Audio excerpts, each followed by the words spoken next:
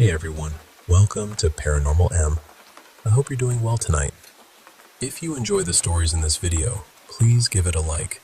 And if you have an unexplained paranormal experience of your own, you can send it to me.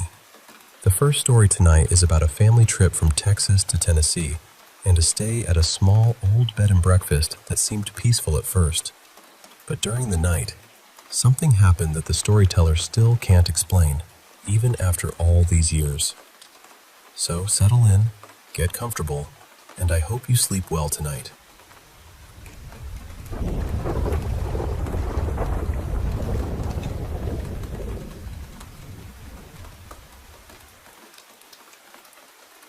I must have been about 13, maybe 14, when my dad, my younger brother, and my grandparents all piled into the car for a long trip from Texas out toward Kentucky to visit some relatives. We ended up staying in this little bed and breakfast outside town. This was long before everyone was booking cute old houses online, so it felt like we had stumbled onto some secret. The place was an old pale blue Victorian sitting up on a hill with a creek curling around the back of the property. It had this soft, old-fashioned feeling to it. Flowered wallpaper, wooden floors that complained under every step, and a big clawfoot tub in the bathroom that I thought was the fanciest thing I had ever seen. The owners lived in a small house nearby, and every morning they cooked breakfast for the guests. I remember thinking the whole place felt safe, quiet. Almost too quiet, but in a peaceful way.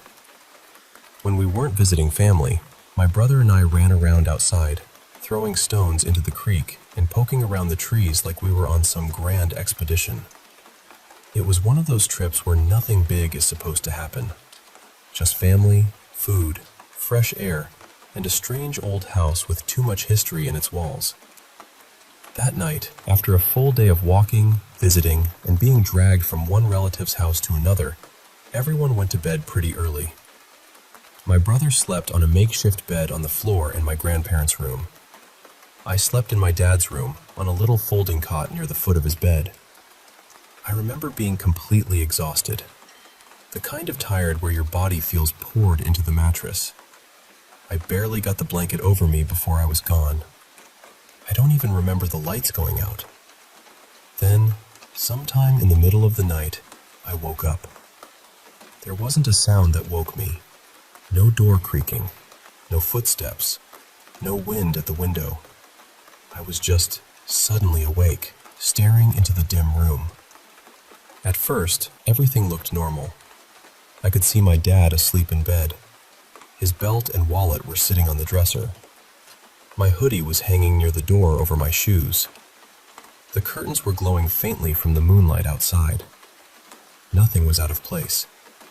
I thought maybe I had woken up because I needed water, or maybe because I had to use the bathroom. But when I tried to move, I couldn't. Not my arms, not my legs, not even my fingers. I tried again, harder this time, and this awful, cold feeling started spreading through my chest. I was awake. I knew I was awake. I could see the room too clearly for it to be a dream. Every shadow, every corner, every little object was exactly where it should have been. Except then, I saw them. There were two figures standing beside my dad's bed. They were short, maybe 3 or 4 feet tall, and they absolutely had not been there a moment before. I would have seen them. I know I would have. They weren't human. Their bodies were dark green, but not flat green. They sort of shimmered, almost like their skin had tiny flecks of light caught inside it. Their heads were long and narrow, stretched back in a way that made my stomach turn. Years later, when I saw creatures in those alien movies with the long skulls, I froze because that was the closest thing I had ever seen to what stood in that room. I couldn't make out normal faces, no eyes the way we have eyes, no mouth. Nothing familiar. They were holding these objects in their hands. I don't know whether they were tools or weapons.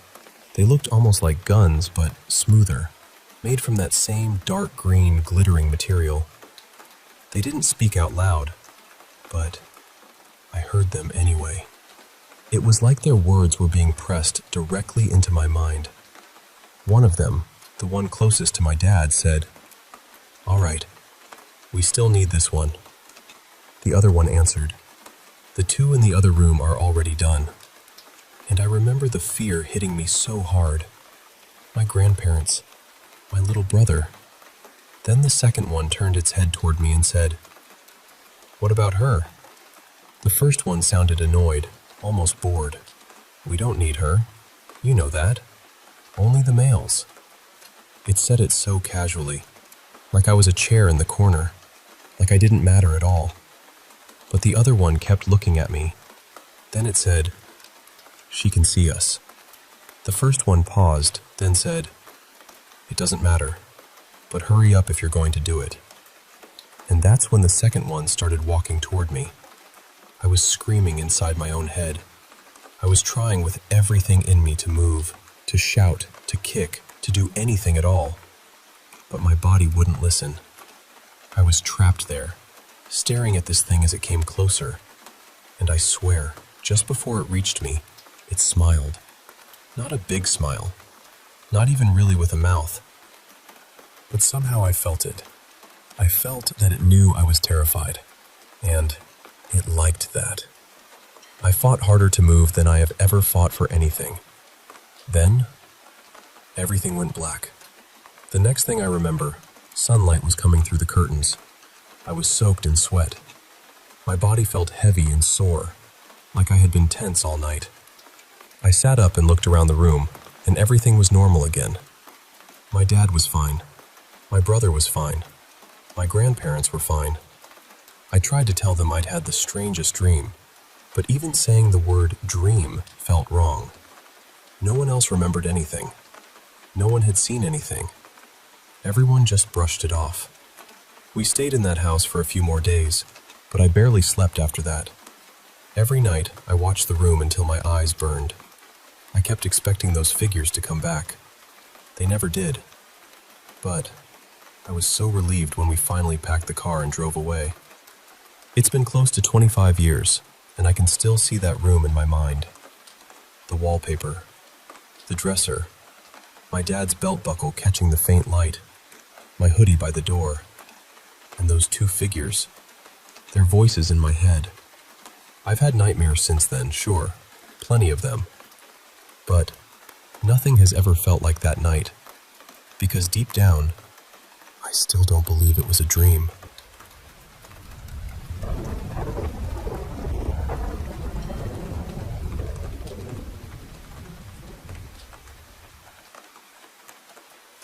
You know, my daughter used to really scare me.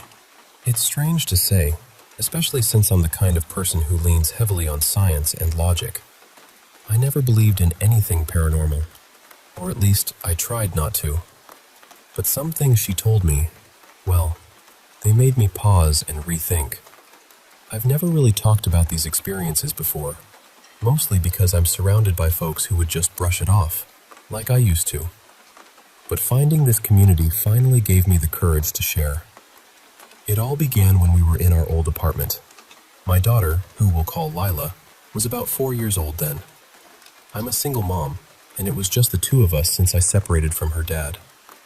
We had our little world, and honestly, those were some of the best days, even though they got a bit unsettling.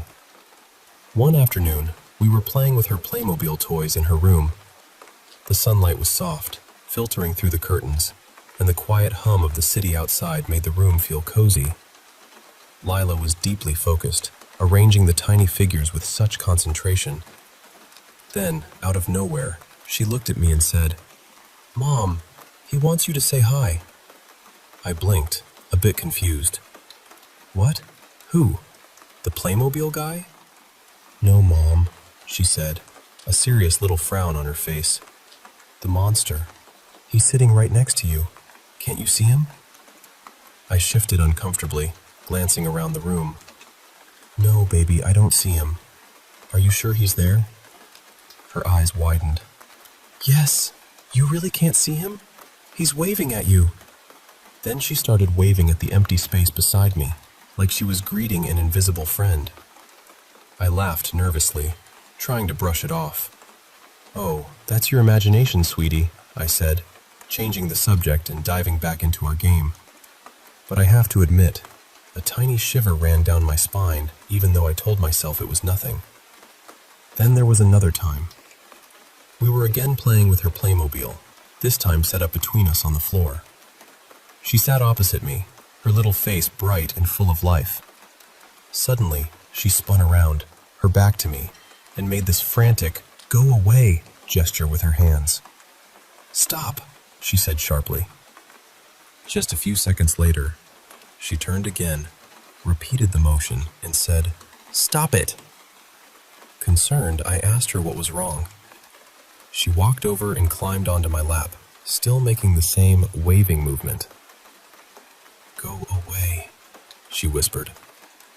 "Go away? Who, Lila?" I asked, my heart starting to race a little. "The monster. He keeps touching me and I don't like it." I don't think I can fully describe the chill that ran through me at that moment. I told the monster to leave her alone, hoping it would make her feel safer. I tried to distract her with our toys, but a knot of unease settled deep inside me. That was the moment I realized this wasn't just child's play. Something about my apartment felt off. But the worst night? Oh, that one stays with me. It was a weekend, and we decided to share my bed. The room was dimly lit by the street lamp outside, shadows dancing on the walls. Around 3 in the morning, I woke up and saw Lila sitting up, wide-eyed, staring at the wall across from us. I abducted my tired eyes and whispered, "Lila, why aren't you sleeping?" She didn't look at me. Instead, her voice was small but steady. "I can't sleep. That man is standing next to our bed." Now, I want you to understand, I am not the type to get freaked out easily. I'm the rational one, always explaining things away. But that night, my heart was pounding. It took every ounce of courage I had not to jump out of bed and bolt. Instead, I told her softly, "It's okay, sweetheart." I pulled her close and held her until her breathing evened out and sleep claimed her. I kept telling myself it was just her imagination running wild. Kids have vivid fantasies, right? But here's the strangest part. After we moved out of that apartment, all of it stopped. She never mentioned the monster again. No weird men, no invisible friends waving at me. It was as if the whole thing had been tied to that place. Compared to some of the stories I've read, maybe mine sounds mild or even silly. But every time I think back to those nights, those quiet moments when the air felt thick and the shadows seemed alive, I get goosebumps all over again. I guess what I'm trying to say is, sometimes the things we don't believe in find a way to touch us in the most unexpected ways. And maybe that's okay. Thanks for listening to my story.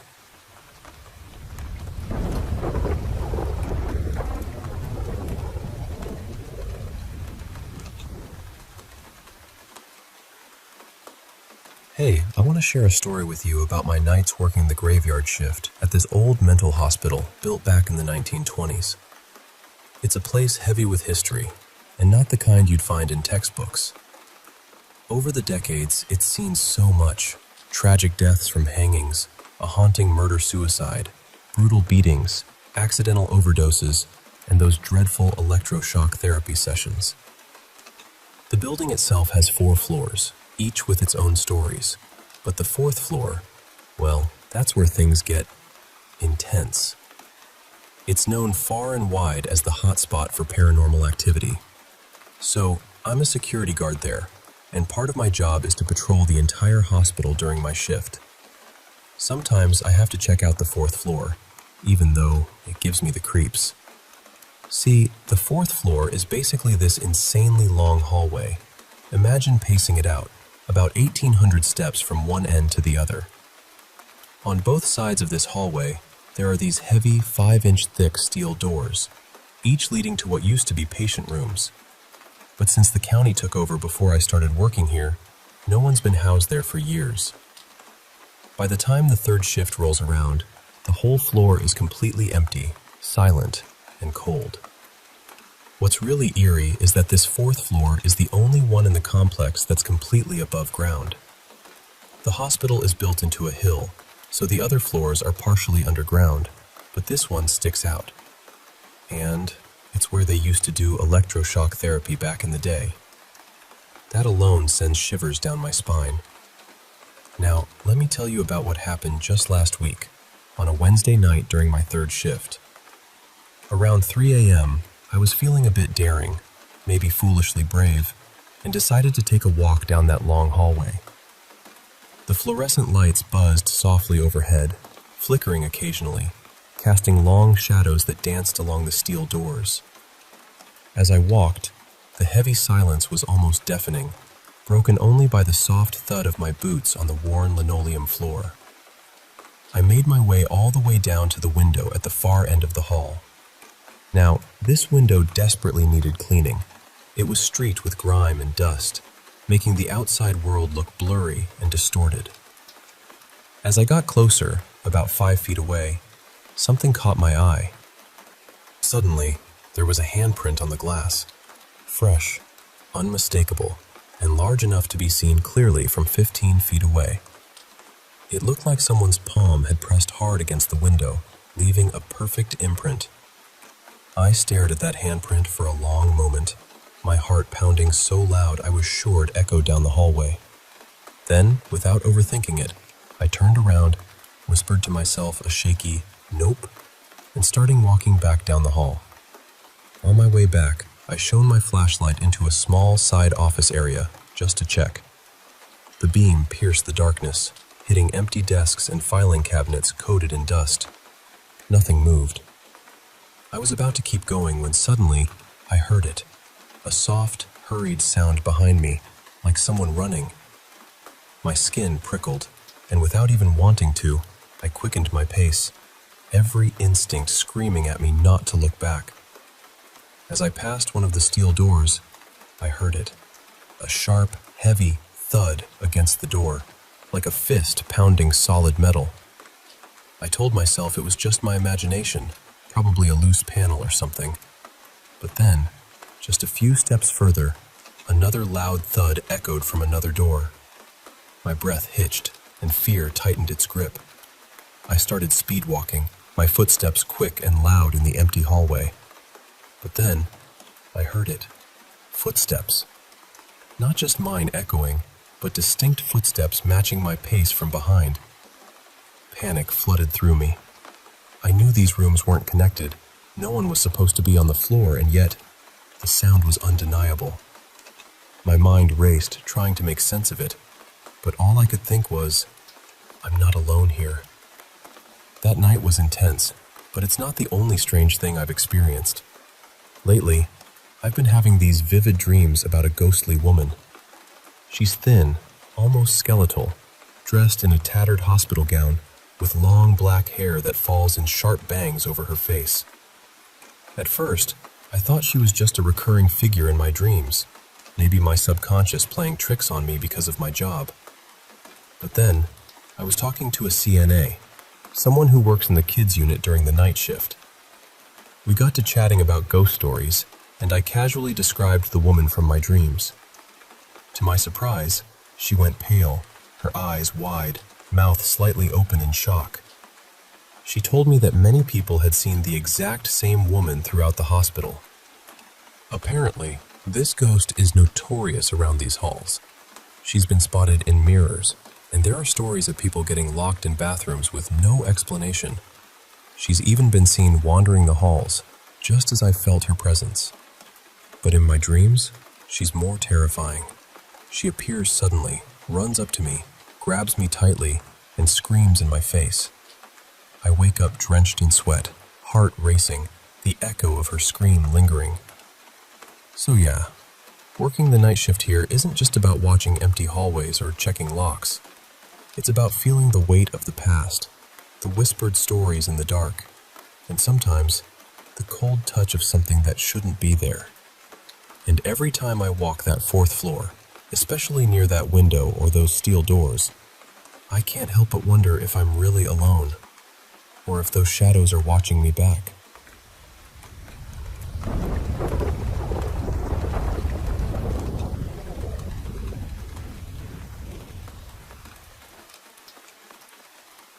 Hey, I want to share a story with you that's been on my mind for a long time now. It all started back in 2007 when I was just 9 years old. My childhood friend, let's call her Hannah, she was 8, used to spend every summer with me at this old campsite in northern Ontario, Canada. It was about 3 hours from our homes, tucked away in the Burwash district. If you ever Google Burwash Prison, you'll find some eerie history there, but I'll get to that later. So every summer for a few years, Hannah's parents would take us to this campsite, and we'd stay for a whole month. The place was kind of like a little village. There were a few cottages and trailers scattered around in a big park, right by the shore of this huge lake. The air smelled like pine and fresh water, and the sound of waves lapping against the shore was constant and soothing. Every year, we'd reconnect with the other kids we'd met the year before, and it felt like this big, happy reunion. But that summer in 2007 was different. We met a girl named Emily. She was about our age, maybe 9 or 10, but she was really shy. I remember she hardly ever ate with us, and she never stayed out late at night. We just figured her parents were strict, or maybe she was just shy. Emily quickly became part of our little trio. We called ourselves the Three Musketeers. We had sleepovers, took photos together, and it felt like she was a real friend. One day, we were swimming in the lake. There was this floating dock with a slide on it, something we always looked forward to. We decided to take turns sliding off into the water, trying to make the biggest splash. When it was my turn, I climbed the slide, took a deep breath, and whooshed down into the cool water. But then something strange happened. I felt myself being pulled underwater, caught beneath the dock. I was struggling, trying to find my way out, but I couldn't move freely. And then I realized Emily was holding me down. She wasn't letting me up. My heart was pounding so hard I thought it might burst. I was terrified, gasping for air I couldn't quite reach. I struggled harder, panic rising in me like a tidal wave. Just when I thought I'd be trapped forever, Hannah grabbed my arm and yanked me up to the surface. We both scrambled out of the water, soaked and shaken. I remember looking back at Emily, confusion and fear mixing inside me. Why would a friend do that? Why would she try to drown me? The next day was our last at the camp. Emily came by acting like nothing had happened at all, as if the underwater incident was just a bad dream. She spent the entire day trying to convince us to follow a river to this huge building she said was a few hours away. She promised it would be a blast if we spent our last day there. But Hannah and I, something about it felt wrong. We just couldn't shake the uneasy feeling. So, we decided not to go. Nothing else happened after that, and when the next summer came, Emily wasn't there anymore. We didn't think much of it at the time, but years later, while celebrating my 18th birthday, Hannah and I were looking through old camp photos. We found the pictures from 2007 and noticed something chilling. Emily was missing. There were spaces in the photos where she should have been, right between Hannah and me, but she wasn't there. Curious and a little unsettled, we asked Hannah's mom about Emily. That's when she dropped the bombshell. She'd always thought Emily was our imaginary friend. She never actually saw her. Now that hit us hard, because in all those photos, Hannah and I had clearly left room for Emily, as if she was right there with us. Without talking to each other, Hannah and I wrote down everything we remembered about Emily. The way she looked, her personality, and guess what? We both wrote the exact same description. Bright green eyes, brown shoulder-length hair, very pale skin, and incredibly skinny. What still haunts me is that memory of being trapped under that dock, with Emily holding me down. If she wasn't real, then what was holding me underwater? How could both of us imagine the same girl with the same name, the same experiences, and the same description? It didn't add up. Then, as we thought more about that river she wanted us to follow, we realized it actually leads to the old Burwash prison, sometimes called Camp Bison. We started reading about the prison, and there were loads of strange encounters people had there, stories of eerie happenings and ghost sightings. I'm not really the type to believe in ghosts or the paranormal, but this whole thing has me stumped. Who was Emily? Why did she try to drown me? And why did she want us to go to that prison? I don't have answers. Oh, and just so you know, Hannah and I did end up visiting the prison in the middle of the night one time. That's a whole other story, filled with its own chills and scares, which I might tell you someday. But for now, I just want to say this. Emily was real to us, whatever she was, and the mystery of that summer will stay with me forever.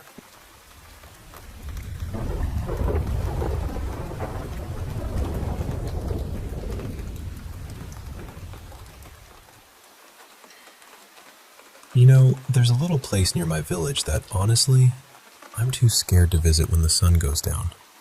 We call it Old Monastery Pool, and it's wrapped up in one of those ghost stories that have been whispered around campfires since forever, at least since the 1940s.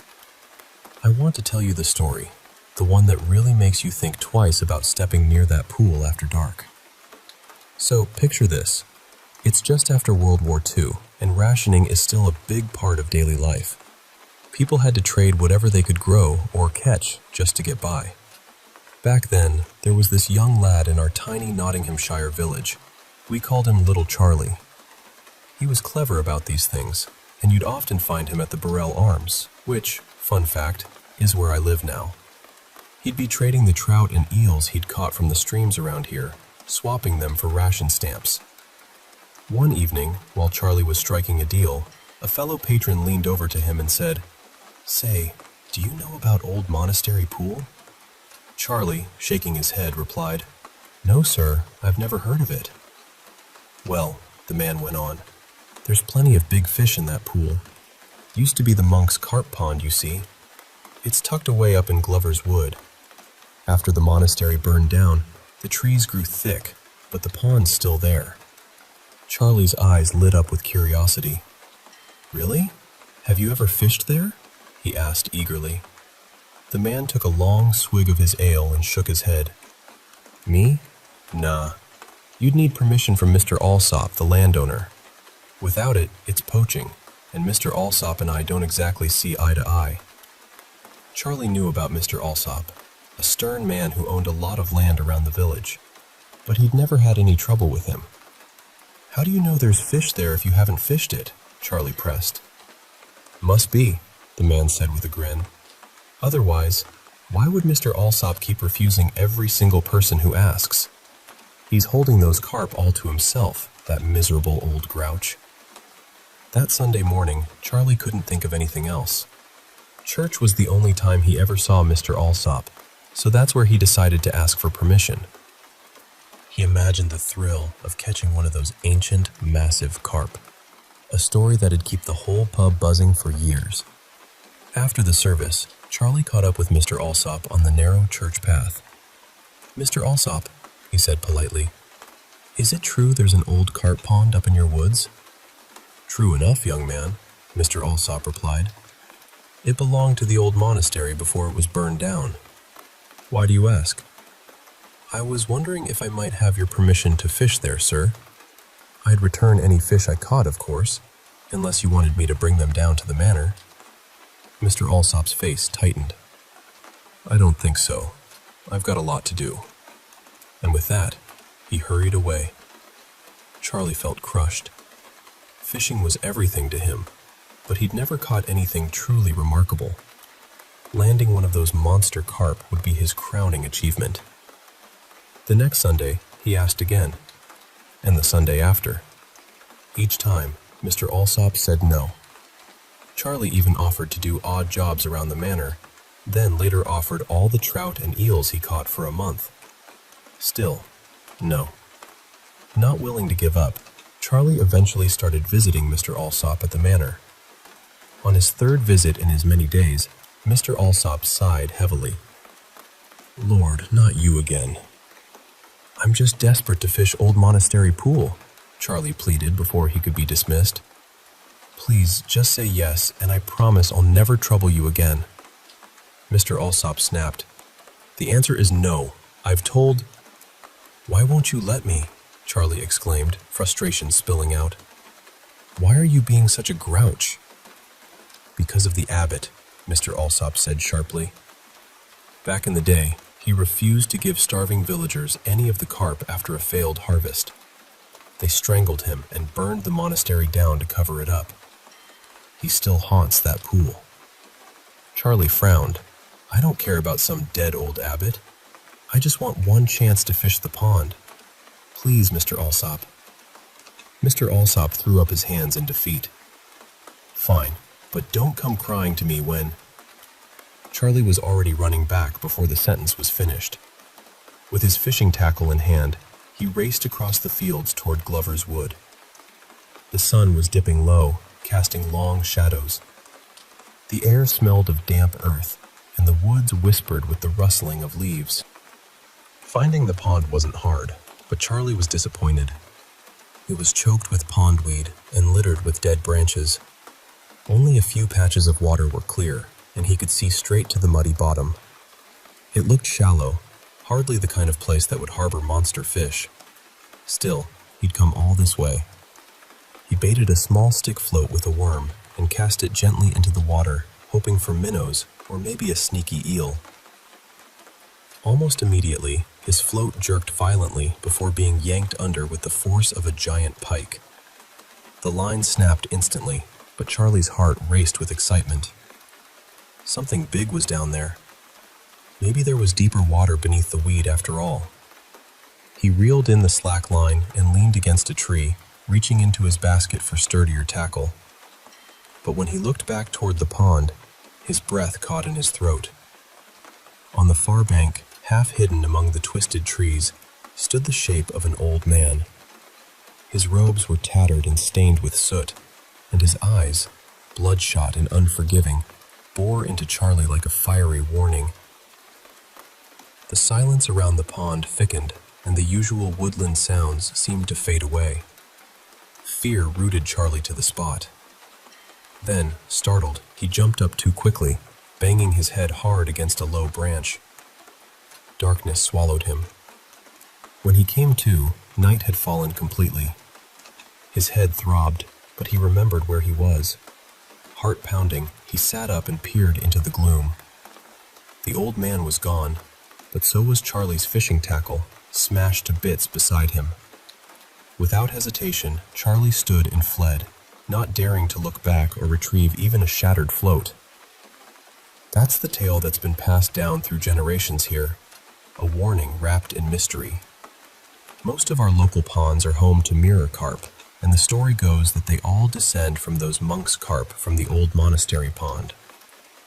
Legend says the monastery burned down after the cruel abbot's refusal to share fish with starving villagers. His death brought a terrible curse, and now his ghost patrols Old Monastery Pool, guarding the fish night and day, ensuring no one steals what he once claimed. I've been to Old Monastery Pool during the day. It's murky, filled with weeds, and surrounded by twisted trees and thorny undergrowth. The atmosphere is thick with unease. I didn't stay long. The place just feels off. And to be honest, I've never been brave enough to visit at night or cast a line like little Charlie did. I don't know anyone in the village who has. But sometimes, when the wind rustles through Glover's Wood just right, I wonder what might really happen if I dared to fish that pool after dark. The thought sends a chill down my spine every time.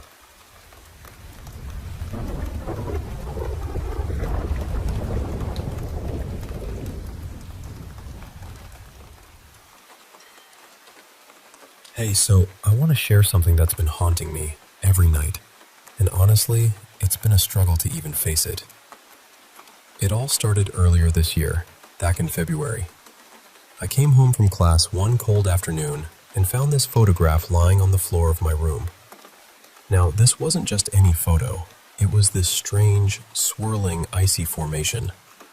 It looked like some kind of cave or maybe a glacier, with these blues and whites twisting in a spiral that pulled my gaze right into the middle. But the weirdest part? I could never quite tell what was actually at the center. Sometimes I found myself staring at it for so long, almost unable to look away. None of my flatmates recognized the image either, and I swear I'd never seen it before. It was like it had just drifted in through an open window, carried by the biting winter wind, bringing some dark message just for me. Since that moment, every night has been the same nightmare playing out in my head. I've been too scared to sleep, but you can only fight sleep for so long. The dream always starts the same way. I'm already running, full sprint across this frozen, barren landscape. The air is sharp and cold, biting at my lungs as I gulp it in. I glance to the east and somehow, I just know where I am. The sun on this place, this planet called Protagoras U, is dipping fast beneath a jagged horizon of ice and rock. I know I have to keep moving. There's no stopping. Then I hear Henderson shouting behind me, "I see the cave! We're almost there!" So I push harder, my boots crunching against the ice, muscles burning until we burst into the cave just as the last light slips away. Henderson drags this scorched piece of ship fuselage, our makeshift door, across the cave opening, shutting out the freezing darkness. When night falls on Protagoras U, the temperature plunges into lethal cold almost immediately. We need every bit of shelter we can get. "We cut that close," Henderson pants, flicking on a lamp that casts flickering shadows on the cave walls. "What kept you in the wreckage so long?" I curl up against the cave's warm rock and reply, "I was looking for food. I found some more ration packs." He doesn't thank me, not that I expect it, then moves over to our water purifier, the lifeline keeping us alive. He pulls out the canister and fills a couple of mess tins, then hands me one. I drink greedily. The water's just warm enough, thanks to some geothermal heat behind the cave walls. "Something's wrong with the purifier," Henderson says, sitting down heavily. "Every time I run it, it gives less water." I don't answer immediately. The wind outside starts to howl, a fierce howl that's been relentless since the crash. On Earth, they'd call it a once-in-a-generation storm. Henderson scoffs, frustration clear in his voice. "And what kind of stupid name is Protagoras U anyway?" I shrug, glad to change the subject from the wreck. "It's more of a designation than a name. Probably something a colonist project scientist dreamed up. I don't know why I know that, but I just do." "Well, I'm a scientist," Henderson snaps, "and I say we should have landed anywhere else in the Pythagorean system but this frozen hell." After that, silence falls between us, heavy and suffocating, like the weight of our hopelessness is pressing down. Finally, Henderson breaks the quiet. "We need to talk about the crash." I shake my head quickly. "There's nothing to talk about." "Yes, there is," he insists quietly. 35 people dead. All the embryos gone. We need to face it. "We need to eat and rest," I say, my voice barely steady. He looks at me, searching. "What's the last thing you remember?" "What?" "Before the crash, the last thing you remember." I falter. "I don't know. Being in orbit, preparing to land. It's fuzzy." "Liar," he growls. Outside, the wind surges, rattling our fuselage door like something massive is pounding on it. "You can't remember because you don't want to." Hearing it out loud, the memories flood back uncontrollably. "I was at the controls," I say, voice trembling. Entering the atmosphere, the ice storm hit, alarms blaring. Thruster 3 failed. I couldn't stabilize the ship. Henderson kneels beside me, gripping my hand tightly. Why? I swallow hard, not wanting to say it. Don't make me. The wind screams outside, a furious, unrelenting roar. The door shakes violently, like something huge is trying to break in. Let it out, Clarissa, Henderson says, voice steady despite the chaos. I break down. When I woke from cryosleep and we entered the Pythagorean system, my cryosickness didn't go away like the others. Who did you tell? No one, I whisper, tears streaming down my cheeks. Not the captain, not even you. Why? I'm the pilot. Landing the ship was my only job. I was scared to admit I was sick, to let everyone down. I'm so sorry, Charlie. Suddenly, the wind cuts out like a switch has been flipped.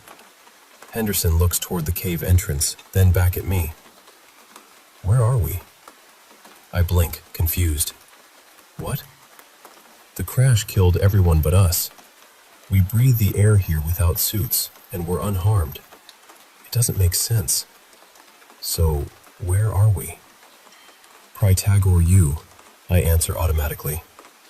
Don't hide behind names, Clarissa. Where are we? I've never been good at riddles, but deep inside, I know the truth. Purgatory. The fuselage door drops open, revealing not the frozen wasteland I expect, but a lush green field bathed in warm, golden sunlight.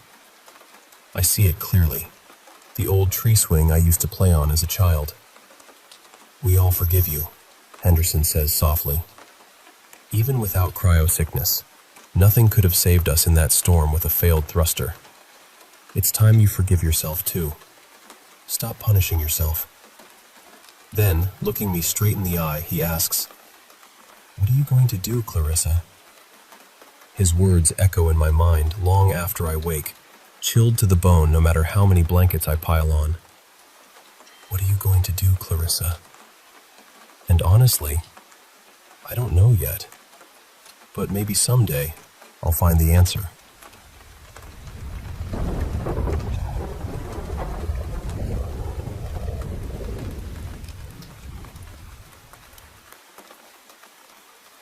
You know, insomnia's been my quiet companion for years now. Most nights, when sleep just won't come, I find solace in a simple ritual. Taking a long walk. Just me, the quiet, and the soft rhythm of my footsteps. I've always felt safe on these night walks, especially during my college days. The campus was designed like this big, open loop with wide, well-lit paths and plenty of space around. It was comforting, really. But right in the heart of this loop, there was this dense patch of forest. At night, it was pitch dark, unlit, and a little intimidating.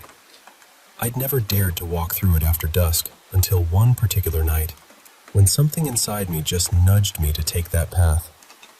During the day, I knew the forest trails well.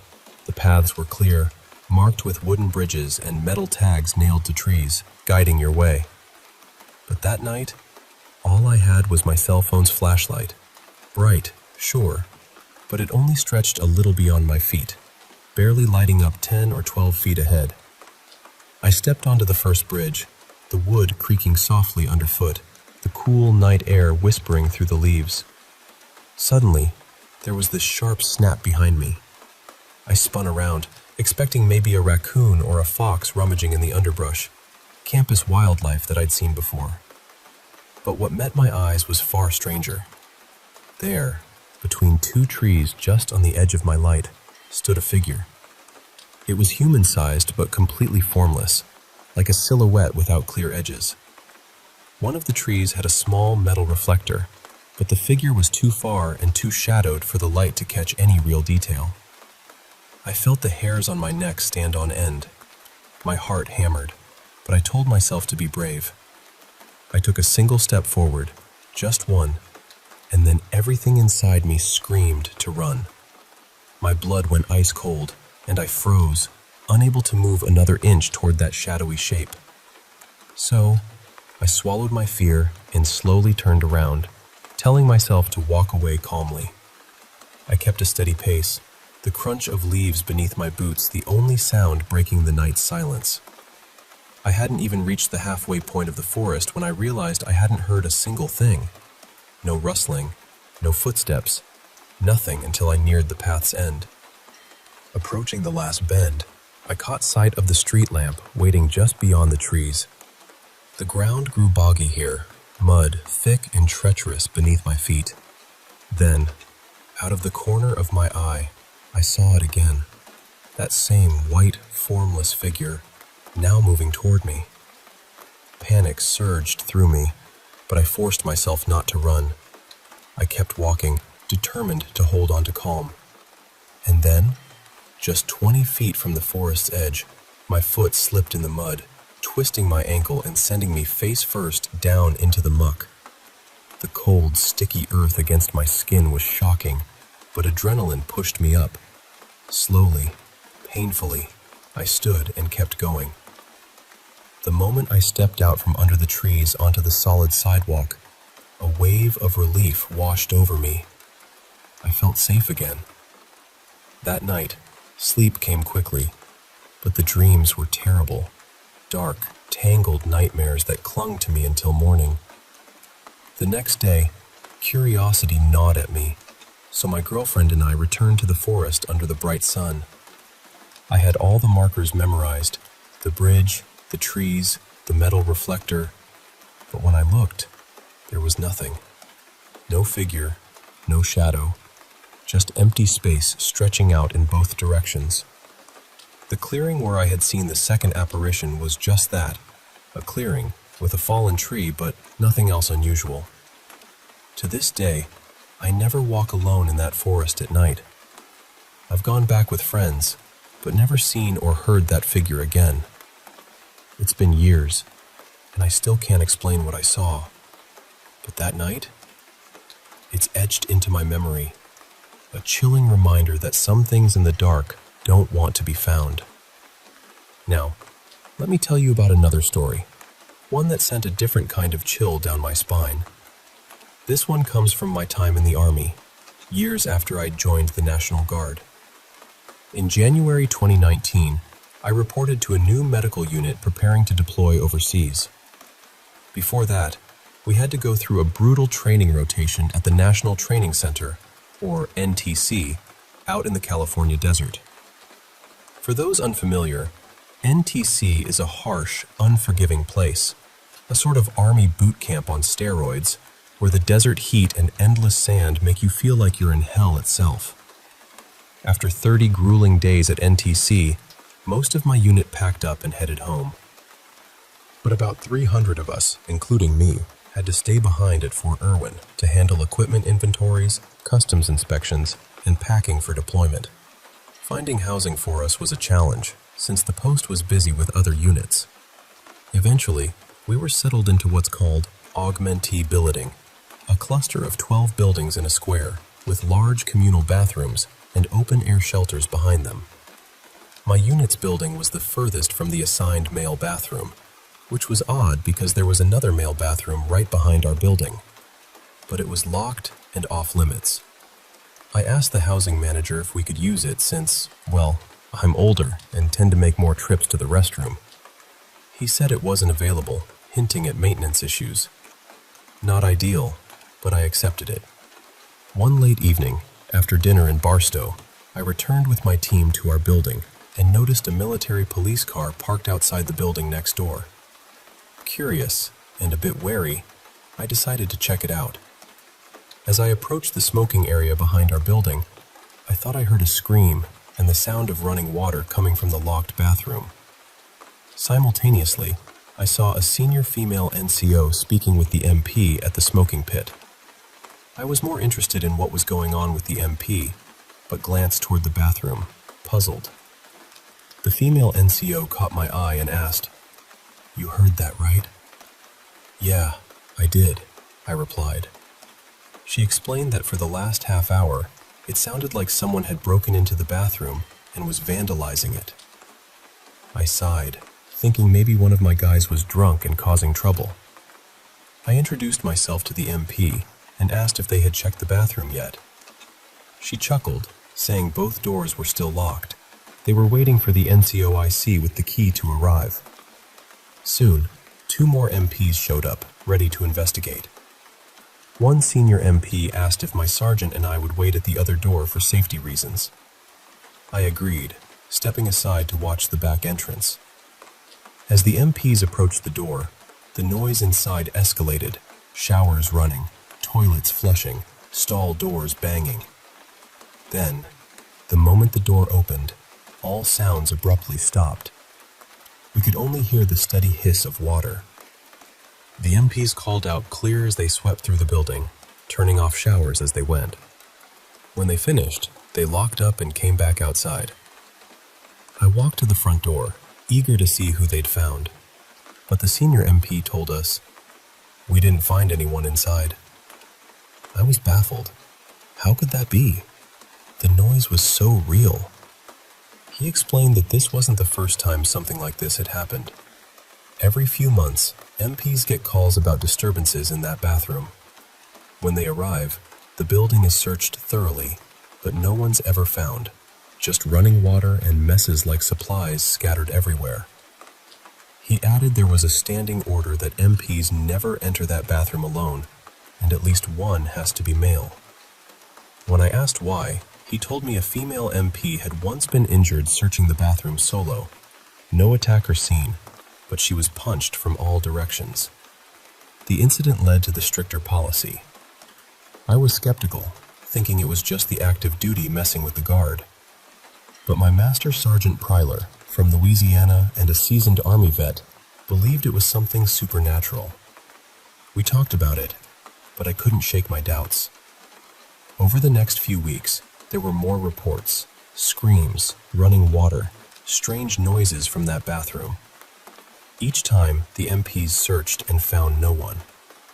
Before we left, I asked the housing manager about the bathroom. He looked around, lit a cigarette, and shared the story. In 2009, a soldier on augmentation from Fort Hood took his own life in that very bathroom. Afterward, strange incidents began. Stalls falling off hinges, doors mysteriously off their frames, showers running unattended. Sometimes the bathroom would be locked up, but when opened, the chaos remained. Then came the reports of screams and assaults in the showers. It got so bad that in 2012, the building was locked permanently. But the calls didn't stop. One night, a female MP responded alone and was badly beaten. No attacker ever found. That's when the rule of always sending at least 3 MPs, including a male, was enforced. The housing manager confessed, "I don't believe in ghosts, but whatever's in there, it scares me." And honestly, after hearing all that, it scares me too.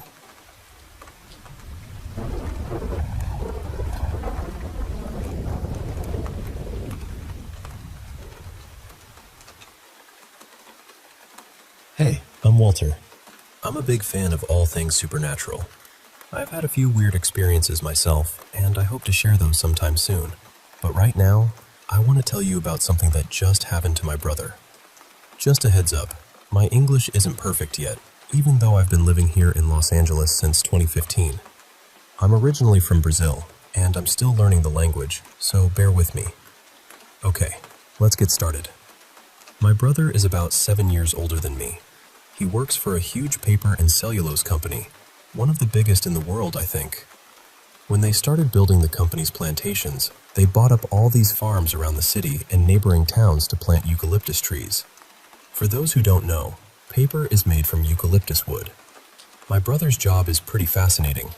He drives one of those huge tractors, the ones with claw-like arms that stack the eucalyptus trunks. He works rotating shifts, sometimes during the day, sometimes at night.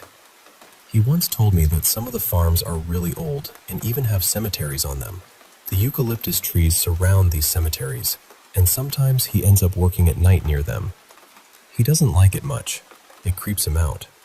So, just last week, he was working a night shift on one of these farms that's known by his colleagues to be haunted. There were 4 people on the crew, 3 tractor drivers and a mechanic who was there to help if any of the machines broke down. My brother told me exactly what happened. He was driving his tractor and the mechanic was nearby inside a truck. My brother noticed the mechanic acting kind of strange. The mechanic got out of the truck holding his cell phone and started walking straight behind one of the stacks of eucalyptus trunks. My brother thought maybe he had to go to the bathroom, so he got out of the tractor to check on him. When my brother asked what was up, the mechanic said he'd been sitting in the truck when he suddenly saw someone walking nearby. He focused his flashlight and saw a woman dressed in white. He snapped a picture. The woman kept walking, and as soon as my brother saw the mechanic moving after her, the mechanic told him he'd tried to record her with his phone, but then she vanished. I love this picture because it's so clear, and even better, my brother actually witnessed it. It's not just a story or a blurry image. It's real. Now, I want to share another experience, this one from when I was 18. I was lying in bed, trying to fall asleep in the quiet of my room. Suddenly, I started hearing a little girl humming. It was strange because I don't have any brothers or sisters, so hearing a child humming wasn't normal. The tune she hummed sounded like Greensleeves, or maybe, What Child Is This? It was broken, like she was struggling to remember the song, but she was trying her best. At first, I thought it was my imagination, but the humming grew louder. My heart raced, and I panicked, blurting out, "No, no, no, this isn't happening, not tonight." I jumped out of bed, still saying nope, and quickly put in a DVD of the Three Stooges, something loud and silly to drown out the humming. I remember telling the little girl, "I feel sorry for you, but I can't help you. Please leave me alone." I cranked the volume as high as it would go and crawled back into bed, praying the humming would stop. Eventually, it did, and I fell asleep. The next morning, I told my mom everything. When she asked what song the girl tried to hum, I started humming Greensleeves for her. After I stopped, the humming started again, louder and clearer, just like the little girl had been trying to sing. My mom's eyes went wide, and I felt a chill run down my spine. After about 15 seconds, the humming stopped. I never heard the girl again, and it's been 7 years now. My family has had other ghostly experiences, but this one was terrifying because the ghost acknowledged me. I don't think the haunting had anything to do with the house itself, since it was fairly new. I've heard that in our area, there's a ghost of a little girl who travels from home to home. Then there's another story from my family's trip to a cabin in Helen, Georgia. The cabin was 3 stories tall and right in the center of town. We stayed for a week, and after about 3 days, strange things started happening. My aunt and grandma, who stayed on the 2nd floor with my parents, began hearing a little girl crying at night. I didn't pay much attention at first, since my aunt and grandma are pretty jumpy in new places. I thought maybe it was a TV in one of the rooms. But then, on the 4th day, my aunt and mom were sitting on the couch when they heard a girl say, in a breathy, distressed voice, "Mama." My mom called for me. I was outside on the porch, and asked if I had shouted for her, which I hadn't. That scared my mom, grandma, and aunt, and they were afraid to be alone anywhere in the cabin. I tried to ignore it because it was vacation, and I wanted to enjoy myself and sleep well. But that night, my husband and I were in the top room. After turning off the TV, I fell into a deep sleep, but woke up suddenly to the sound of a little girl crying softly, small sobs and moans. I froze, holding my breath, wondering if it was my imagination or if the sound was really there. It wasn't coming from outside, it was inside the room. The fear reminded me of the humming girl from years ago, and panic hit me again. I grabbed the TV remote, turned on a cartoon, and blasted the volume. My husband grumbled about the noise, but I refused to turn it off. The sobbing stopped as the TV played loudly. The next day, I told my husband what happened. I warned him we had 2 nights left and that I would keep the TV loud to keep the crying away. I was so upset I even thought about going home early. The following night, the TV stayed on loud and nothing happened, except our ears hurt from the noise and we barely slept. But the last night was the worst. I was exhausted and fell asleep quickly, leaving my husband watching TV with the volume up. Suddenly, I woke up to an eerie silence. The TV was off, and I thought I could hear the little girl crying again. I looked at the TV and saw an error message about playback. I tried to turn it back on, but the remote buttons didn't work. I was freaking out, feeling like whatever was in the cabin was trying to stop the TV from playing. After struggling, I managed to restart the TV and turn the volume back up. I was so relieved this was our last night there. I'm certain I'll never stay in Helen, Georgia again.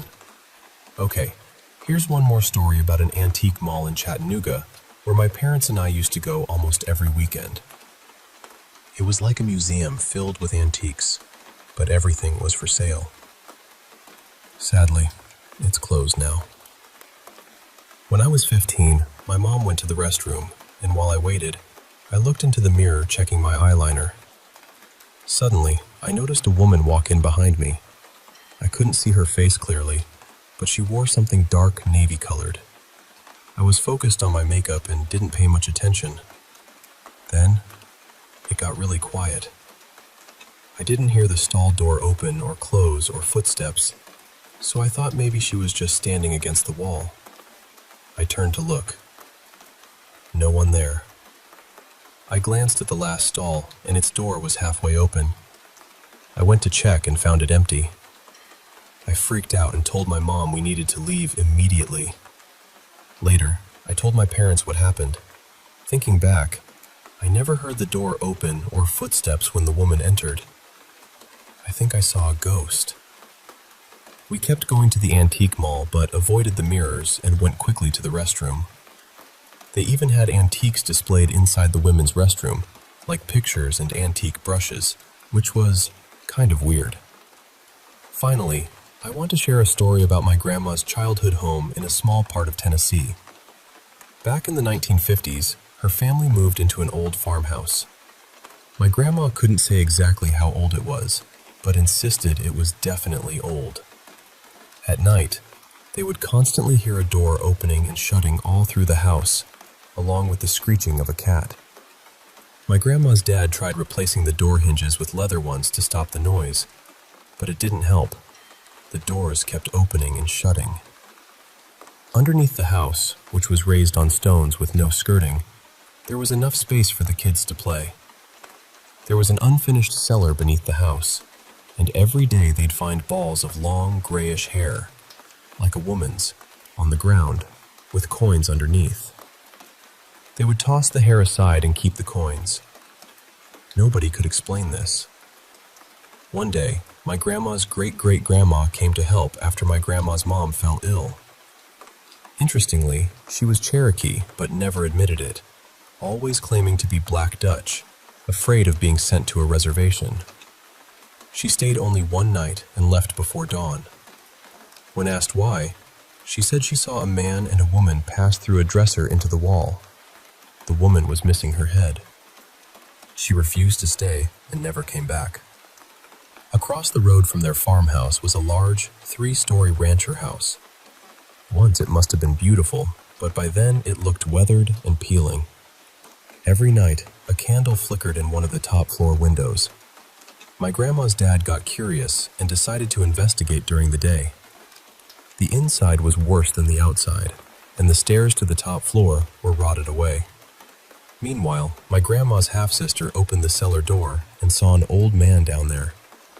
He looked up and said, "Come on in." Terrified, she slammed the door and ran away. They never went back to the rancher house. My grandma lived in that farmhouse from when she was 8 until she was 11, when the family moved away. If I remember more details or hear new stories from her, I'll be sure to share them with you. Thanks for listening to these stories from haunted places and ghostly encounters. Sometimes the past whispers to us in strange ways, and I guess that's what makes these tales so fascinating and a little scary too.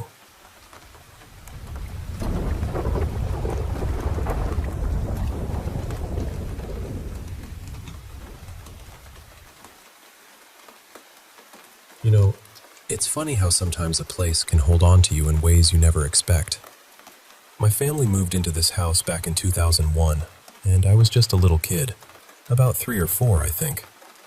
At first, it seemed like a fresh start, but looking back, I can't shake the feeling that something dark lingered within those walls.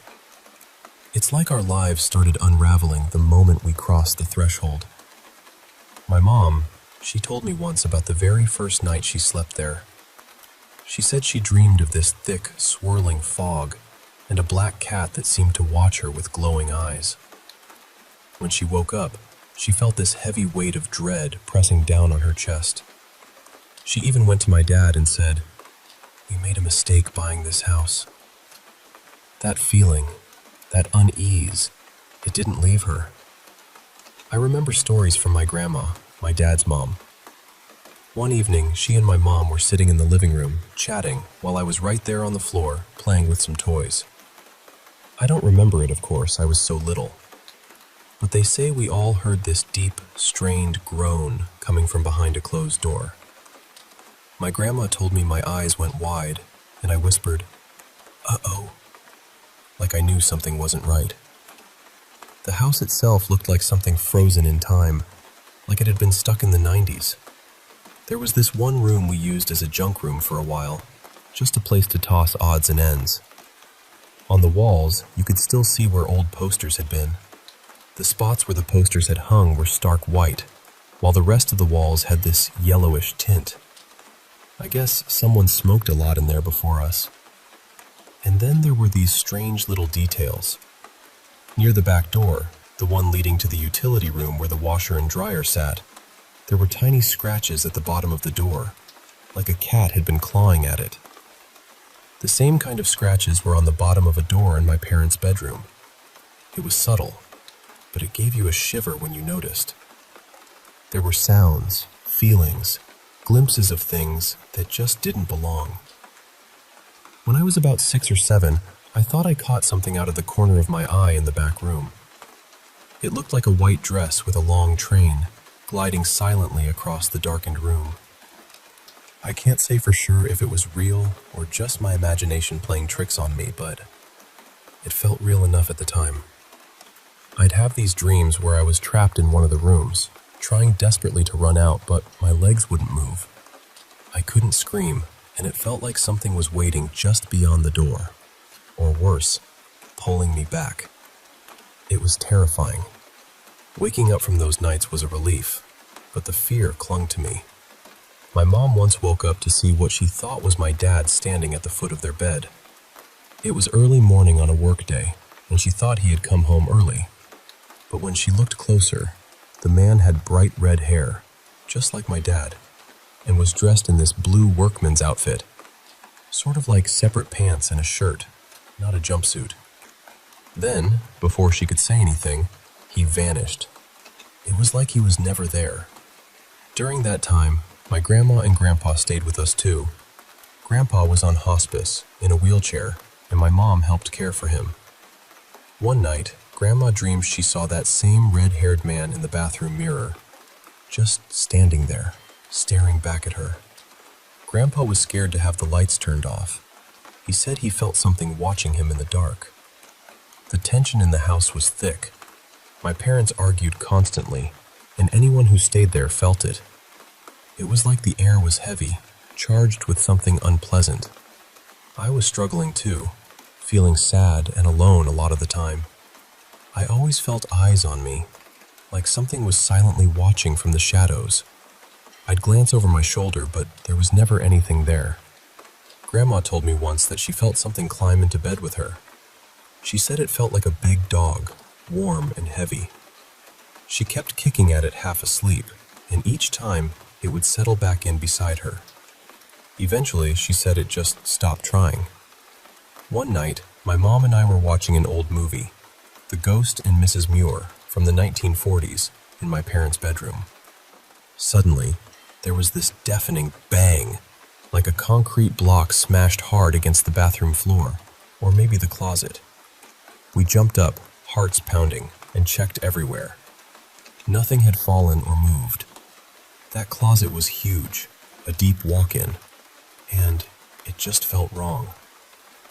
Grandma was up early once, caring for Grandpa, when she started hearing the sound of wire hangers banging violently against the closet walls. She went to check on my parents, worried they were fighting and throwing clothes around, but they were still asleep. No one was in there. Mom told me about a time she was sitting on the couch and felt something furry rub against her leg, like a cat. But no cat was there. It happened again, and the second time, she felt it tug on her shirt. Creepy, right? Both Grandma and Mom heard scratching noises on the treadmill, like a cat sharpening its claws. Yet we didn't have a cat. But there were unmistakable claw marks on it. And then, there was Halloween.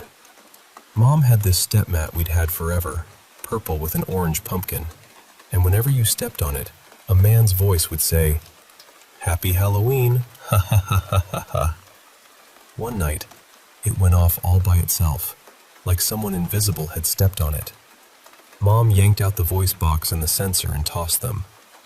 There were other things too, but honestly, the memories get fuzzy, and some I'm not even sure I want to remember. What I do know is that by the time I was 8 or 9, we'd had enough.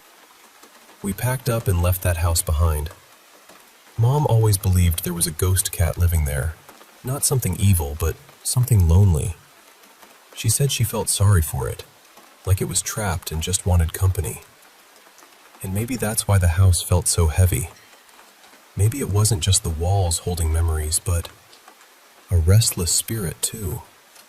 It's strange, isn't it? How a place can hold on to your family's story in whispers and shadows long after you've left.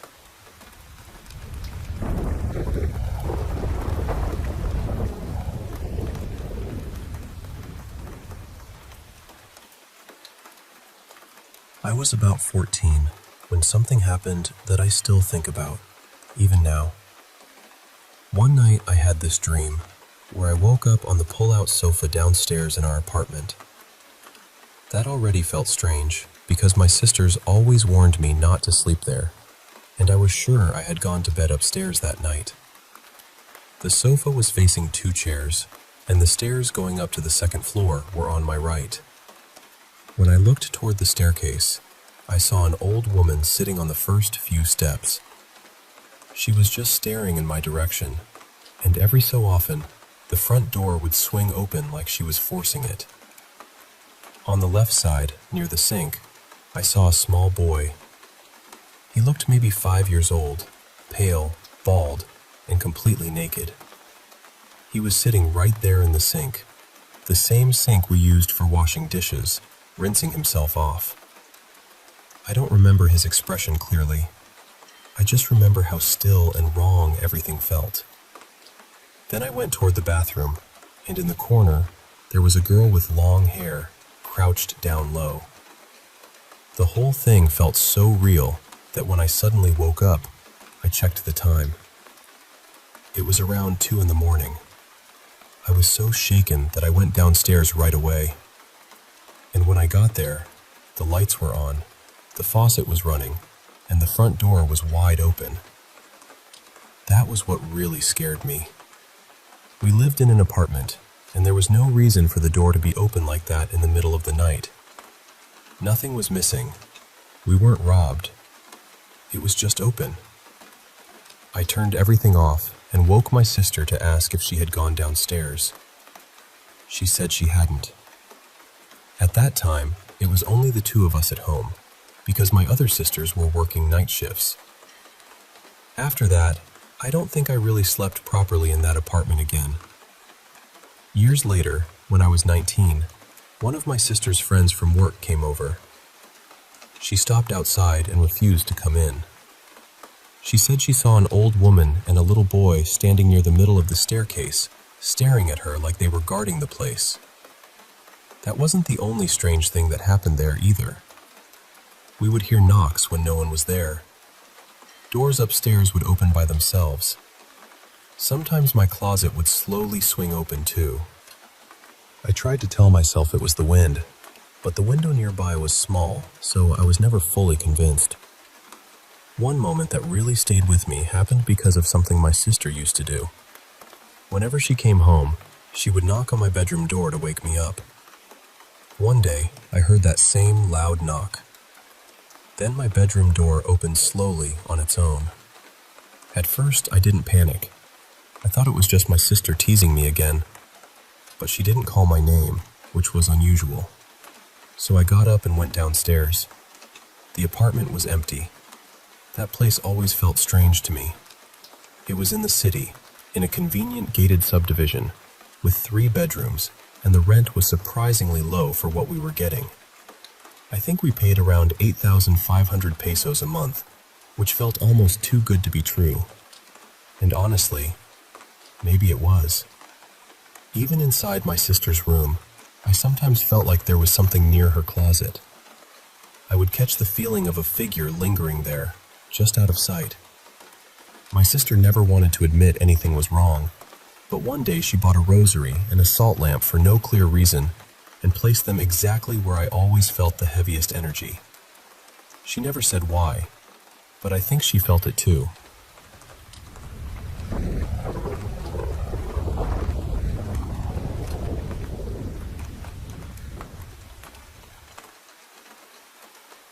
Okay, so this is kind of a long story, but I'll do my best to tell it the way it happened. I've been keeping it to myself for a while, mostly because, even now, I don't really know what to make of it. But before I get into the house, I should say that I'd had a couple of strange experiences earlier in my life. The first was not long after my mom passed away, when I was still really young. I remember feeling a hand gently rest on my shoulder. It didn't scare me. It honestly felt comforting, almost like someone was checking on me. The second time was years later at work. I was standing near a railing, leaning a little too casually, when I suddenly felt this sharp tug, like someone had yanked me backward. I spun around right away, but there was nobody there. So strange things had happened before, but nothing like what happened in college. I moved into this old rental house later than everyone else because I'd injured my wrist pretty badly before move-in and couldn't help carry furniture. While I was still away, my roommates told me they kept hearing footsteps above them at night, up in the attic. The attic was basically off limits. It wasn't finished, wasn't safe to live in, and we were only supposed to go up there in an emergency. They also said the house creaked all the time. At first, I brushed it off. Old house, old bones, old noises. Nothing dramatic. When I finally moved in, everything seemed fine. I didn't hear footsteps. I didn't feel watched. Nothing about the house felt wrong to me. Then, a few weeks later, my roommate Liam and I were skating around town when we spotted this old painting propped beside a dumpster. And because apparently we had learned nothing from every horror movie ever made, we brought it home. We were both film students, so of course we joked about it being cursed the entire way back. As a prank, we put it in our roommate Kira's room while she was out. She didn't make a big deal about it.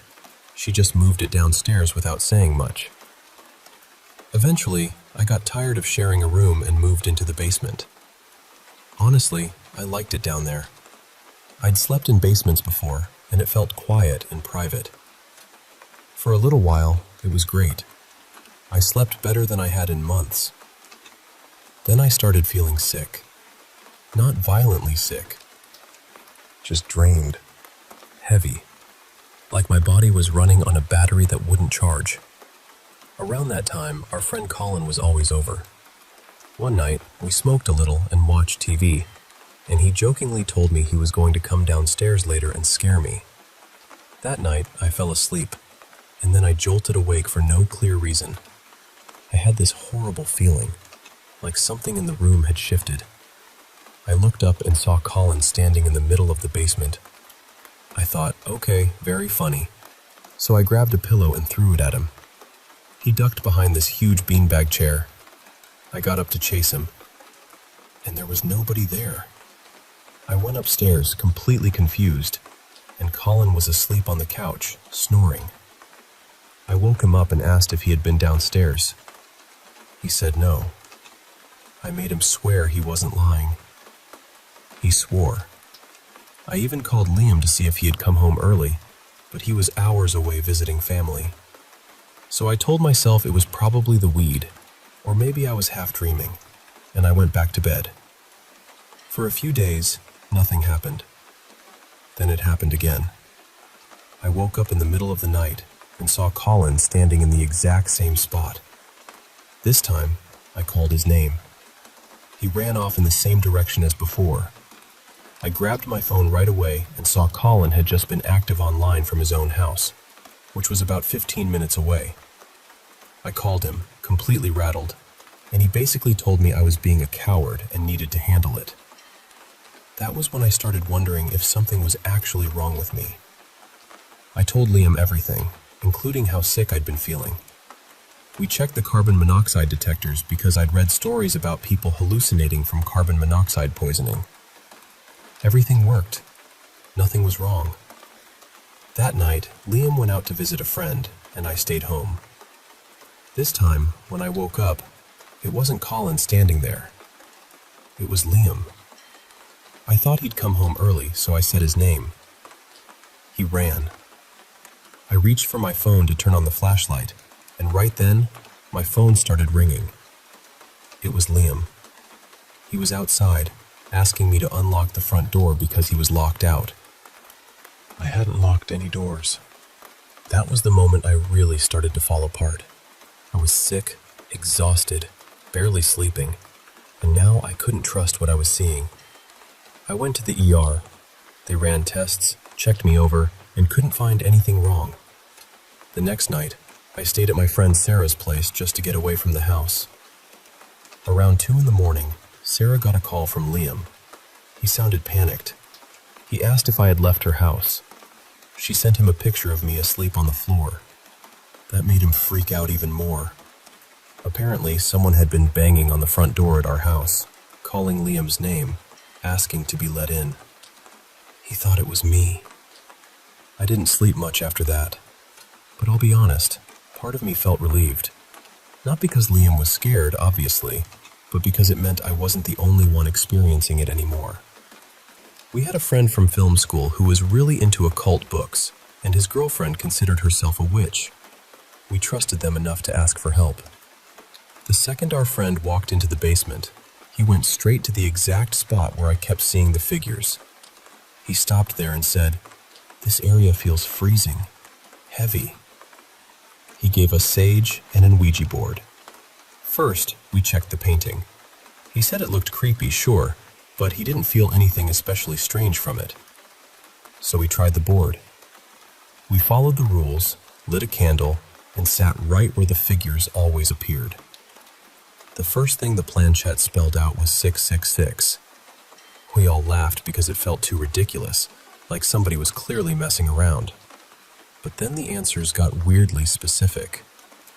Liam started asking about a friend of his who had passed away. Private questions.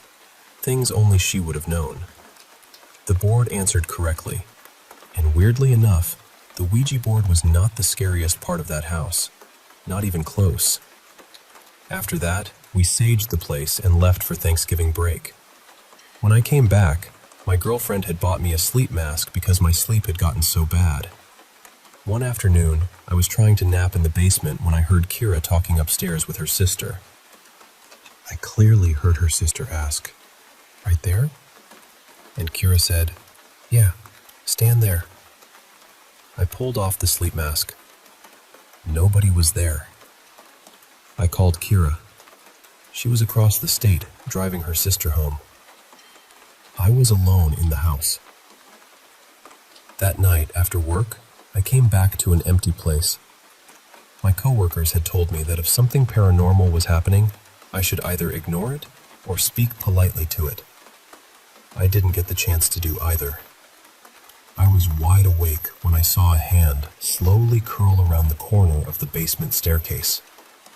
The basement stairs had this little landing where one set of stairs went toward the back door and another turned down into the basement. The hand came from that landing. Its fingers wrapped slowly around the banister. Then I saw its face. I don't even know how to describe it properly. The closest thing I can compare it to is this thin, greenish, veiny, troll-looking face, stretched and wrong. And I was done. Completely done. I ran straight toward it and yelled for it to leave. I put salt around the stairs and around my bed, and somehow, I slept afterward. Soon after that, I reached out to Colin again. He told me his mother practiced witchcraft and offered to do a cleansing ritual. We opened every window and door in the house. Colin walked from room to room with sage, saying a spell meant to force out anything unwanted. For the first time, we opened the attic. The moment Colin stepped inside, the sage went out. We relit it and kept looking around. That's when we noticed 2 mirrors facing each other. We'd heard people say mirrors like that can act like spiritual doorways, so we turned them around. A few minutes later, we heard a huge bang from the basement. Then a few smaller bangs after it. It sounded exactly like the basement window had slammed open, hit the ceiling, and bounced shut. We ran downstairs. The window was closed. Then we noticed the painting. When Colin brought the sage near it, the smoke suddenly pushed away from the painting, against the direction it had been moving. I picked the painting up, carried it outside, and left it there. After that, I moved back upstairs. Not long after, Liam moved out completely. We tried contacting paranormal investigators, but nobody wanted to come look at the house. Later, our landlord casually mentioned that someone may have died there years before, or at least had been taken from the property to a hospital and died afterward. To this day, I don't know what we were dealing with. I don't know if it was the house, the painting, the mirrors, something attached to one of us, or something else entirely. But whatever it was, it learned our faces. And worse than that, it learned our voices.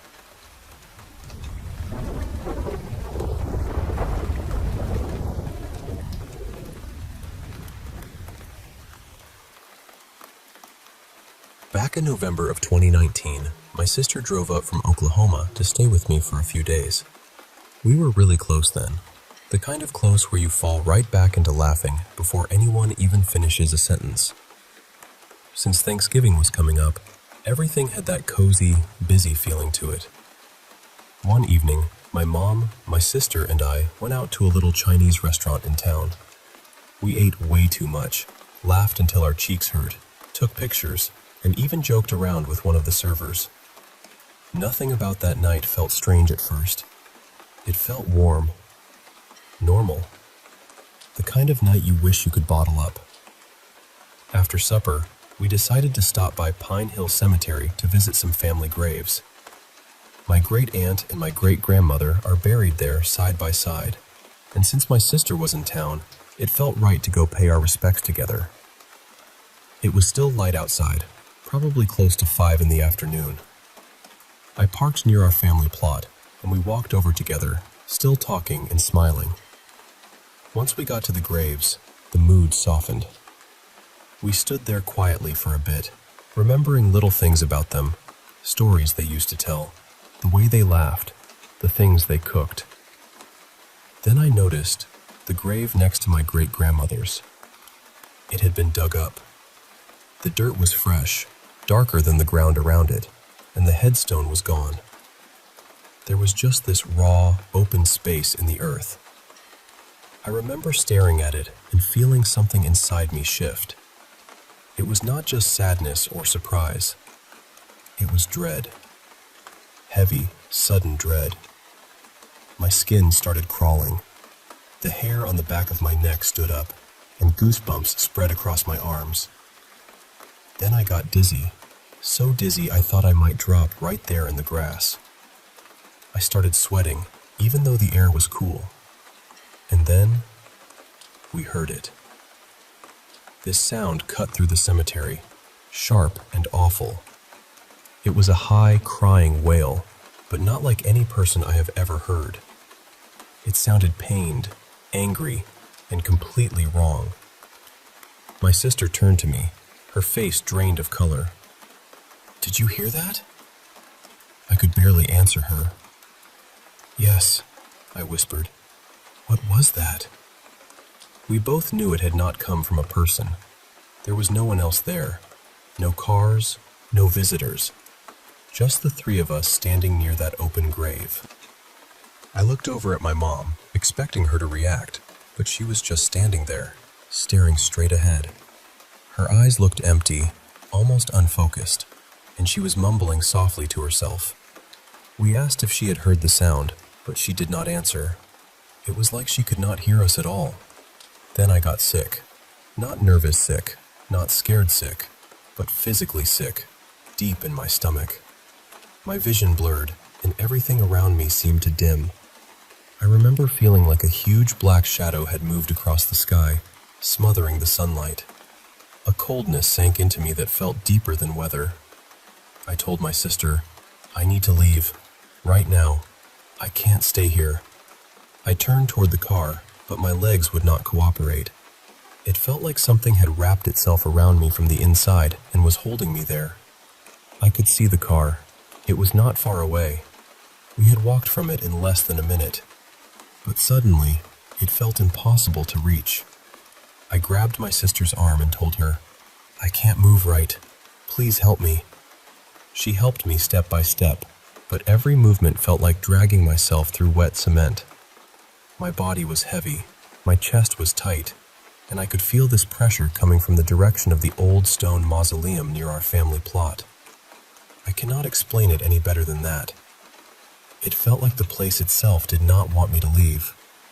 It took several minutes to get back to the car. By the time I made it into the passenger seat, I had nothing left in me. My sister had to drive us home because I was too weak and shaken to do it myself. The strangest part was that once we passed through the cemetery gates, the weight on my chest started to ease. Not all at once, but enough for me to breathe again. But the sickness stayed. That night, I became violently ill. I was freezing, even though the house was warm. I put on thick pajamas, a robe, 2 pairs of socks, and crawled under a pile of blankets, but I could not stop shivering. My head was pounding with a blinding migraine, and my stomach was so upset I could not eat. While I was curled up in bed, my sister called a local friend and told her what happened. That was when we learned more about Pine Hill. According to people in town, there is a husband and wife buried there who were known for practicing dark things while they were alive. They supposedly died at the exact same time, and the section where they are buried was in the same direction that horrible wail had come from. Later that evening, my mom finally seemed like herself again. She told us the empty grave had a normal explanation. The woman buried there had recently been exhumed by her family and moved to another state. And honestly, I wish that explanation had made me feel better. It did not. It took me 3 full days to recover from what happened in that cemetery. My body felt drained, like something had pulled every bit of strength out of me. But even after I recovered, I still felt it. For months afterward, I sensed that same dark heaviness around my house, especially near the woods at the edge of my property. It would feel like something was standing out there in the blackness, watching, waiting. I had dealt with spiritual things before, but nothing had ever affected me like that day.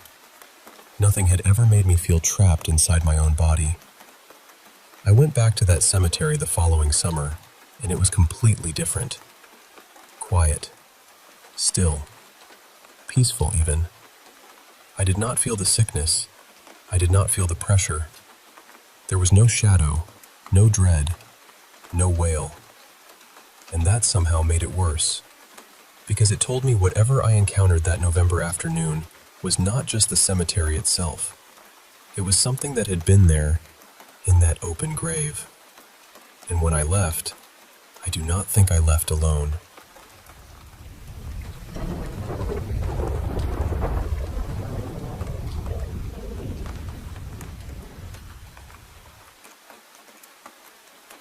I've spent years trying to make sense of a nightmare I had when I was about 5 years old. And honestly, I still don't know if it was just a dream, or if it was something stranger than that. I'm 17 now, and I'd say I'm a pretty logical person.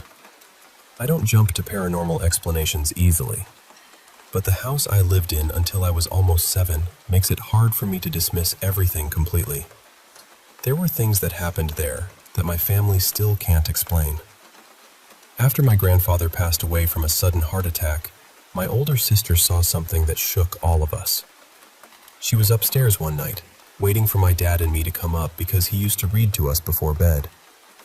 While she was sitting there, she looked toward my parents' walk-in closet. At the very back of it, near the shoe shelves, she saw our grandfather. She said he looked pale, almost see-through, and he was sitting there like he was just as startled to see her as she was to see him. She froze for a few seconds before running downstairs to tell her parents. My dad asked her one question. What shirt was he wearing? She said it was a plaid shirt. That was the shirt he died in. No one had told her that. There were no photos of it. She had no way of knowing. Another time, my mom started reading a book about hauntings. There was a warning in the beginning saying that reading it could make people more open to paranormal activity. My mom brushed it off. A few minutes later, all of us heard a loud crash in the hallway. We had this big glass chandelier with round crystal pieces hanging from it, and one of them had fallen. Except, we never found it. It left a mark on the floor. It was missing from the chandelier. We heard it hit, but the glass piece itself was just gone. It was too big to disappear, and there was nowhere for it to roll or hide. We lived there for years after that, and even when we moved out, we never found it. My mom never picked that book back up. Then there was the basement. We had a theater room down there with no windows, double doors, and 2 closets in the far corners. That room felt wrong. Not just uncomfortable, wrong. Anyone who slept in that room asked to move somewhere else by morning. It didn't matter whether they believed in ghosts or not. They all said the same thing, that the room felt off. Once, my sister was down there with the lights off and the doors shut, and she said she suddenly felt like she couldn't move. She screamed until my dad came down and opened the doors. And there were so many times when my sister and I would be playing in the basement and, without saying a word to each other, we would both suddenly run upstairs at the exact same time. Not one of us starting and the other following. The exact same moment. Like something invisible had snapped a thread between us. So that's the kind of house this dream happened in. And I know it could have just been a nightmare. I know kids have strange dreams, but this one never left me. I can still see it clearly, and when I told one of my friends about it recently, I got chills all over my body. Not little chills, full body ones. In the dream, I was upstairs in my house, playing with a stuffed rabbit. I remember feeling calm. Nothing seemed scary at first. I just decided I wanted to go find my mom. So I walked into my parents' bedroom. But my parents weren't there. Instead, there was a woman sitting perfectly upright in their bed. She was centered against the headboard, legs under the covers, hands resting quietly at her sides. Her posture was too straight, too still, and her head was already turned toward the doorway, like she had been waiting for me. Her face was stretched upward in a way that made no sense. Her head looked impossibly long, maybe 2 or 3 feet taller than it should have been. It was distorted, like something had pulled her features out of shape. Her eyes were completely black. Her hair was light-colored, maybe tied back, but everything about her was so warped that I couldn't really tell. Then, She spoke. Not loudly. Not with her mouth, exactly. It felt like the words came from everywhere around me at once. "Hi, sweetheart." The second I heard it, my stomach dropped. I ran out of the room as fast as I could. Then the dream continued like nothing had happened. Somehow, I forgot about her completely. Later in the dream, I was with my mom. We were walking upstairs together. I still didn't remember what I had seen in the bedroom. We reached the doorway, and there she was again, the same woman, sitting in the same place, head turned toward us, smiling. My mom screamed, "What is that?" Then everything started shaking. My vision trembled like the whole world was breaking apart, and this harsh white static filled my ears. I dropped to the floor, curled up, covered my head with my arms, and tucked my legs underneath me. That was how the dream ended. At that age, I was going through a phase where I slept at the foot of my parents' bed in a sleeping bag because I was too scared to sleep alone. When I woke up from the dream, I was in that exact same curled up position, and I was in the exact same place in the room where I had been in the dream. I lifted my head, saw the dark bedroom around me, and realized I was awake. But even now, all these years later, I can't shake the feeling that something about that dream was deeply wrong. Not just scary. Wrong in a way I still don't know how to explain.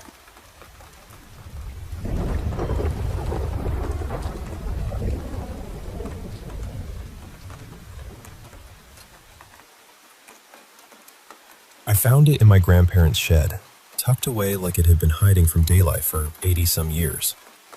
My wife and I were clearing the place out in Bluefield, West Virginia, just sorting through rusted tools, cracked jars, old feed sacks, the usual things you expect to find in a shed that's been left alone too long.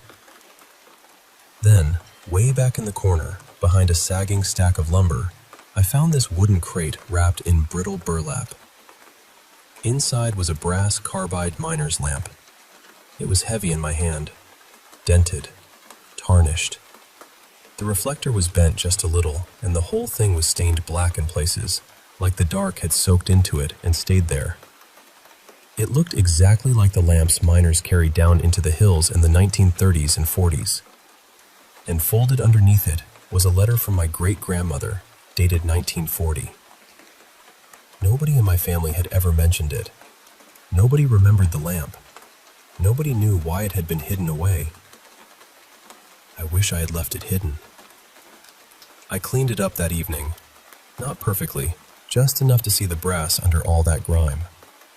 I bought fresh carbide, set it up, and lit it. That's when everything started.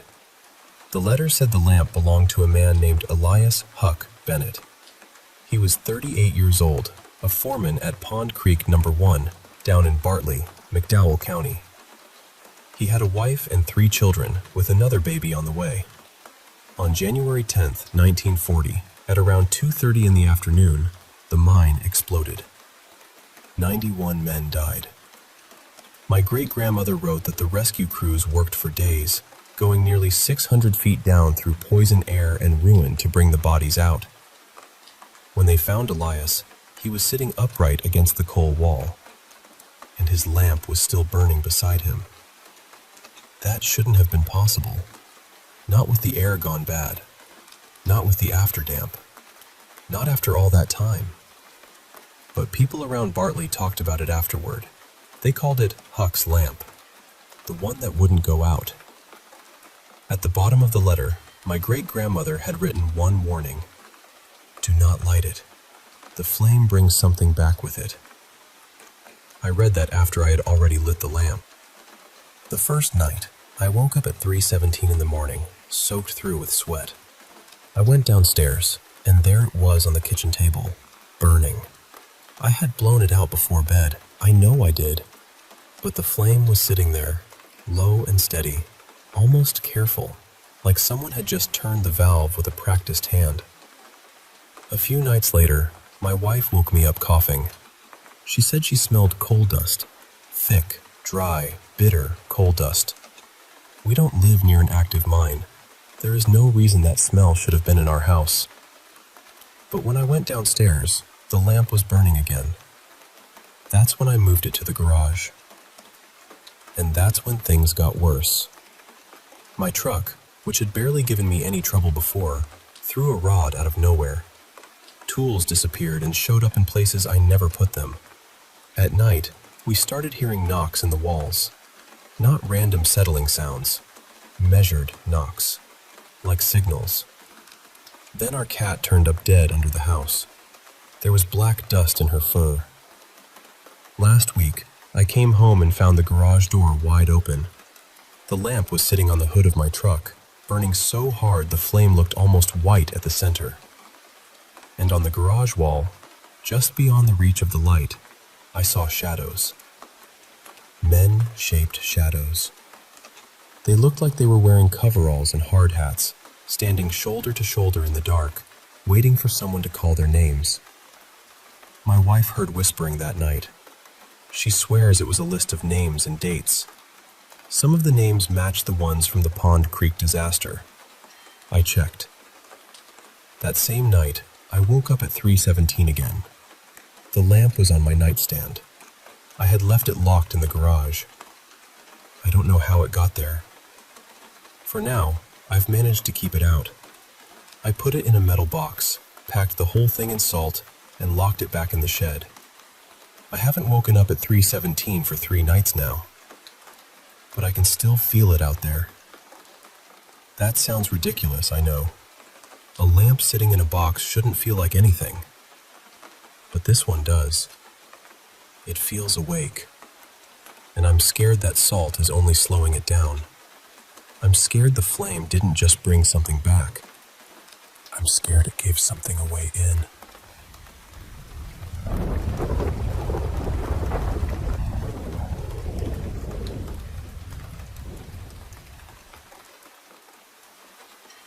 I want to tell you about someone I lost. I'm going to call him Elias. When I first met him, I had just started a new job.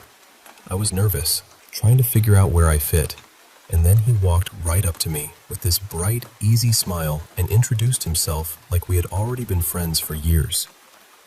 After that, we were almost inseparable. We found every excuse to talk, every reason to stay a little longer. Honestly, we probably spent more time laughing than working. During the holidays, I would work my regular shift and then offer to stay late helping with overnight orders, mostly because it meant I got to keep spending time with him. By morning, we would go get coffee or breakfast, sometimes wander through stores afterward, even when neither of us needed anything. It felt like we were always trying to stretch the hours. I'd take him to this little bar I liked, where we'd play pool and talk about everything and nothing. We didn't hang out outside of work all the time, but when we did, it felt natural, safe. And the thing I remember most is that he made me smile more than anyone else did. Looking back, I don't think I realized how much he cared about me. I used to vent to him about other guys, completely missing what was right in front of me. I think about that now more than I probably should, because the truth is, I loved him too. Maybe not in the way I understood back then, but I did. I think I could have been happy with him. Really happy. But there was always this strange feeling I couldn't get past. At the time, I didn't know what it meant. Now, part of me wonders if maybe I wasn't meant to understand it yet. At one point, I got involved with another coworker. It was a terrible idea, and it ended badly, just like those things usually do. He started spreading rumors about me, saying I was obsessed with him, saying I wouldn't leave him alone. Elias knew him too. They were friends. But Elias never believed any of it. Not once. He stood up for me. He defended me. And eventually, he cut that person out of his life completely. He told me the things being said were cruel, but he wouldn't repeat them. He said I didn't need to carry that.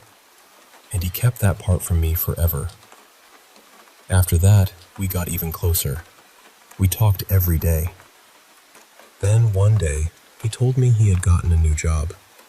I was the first person he told. I was proud of him, genuinely proud. But I remember feeling sad too, because I knew things were about to change.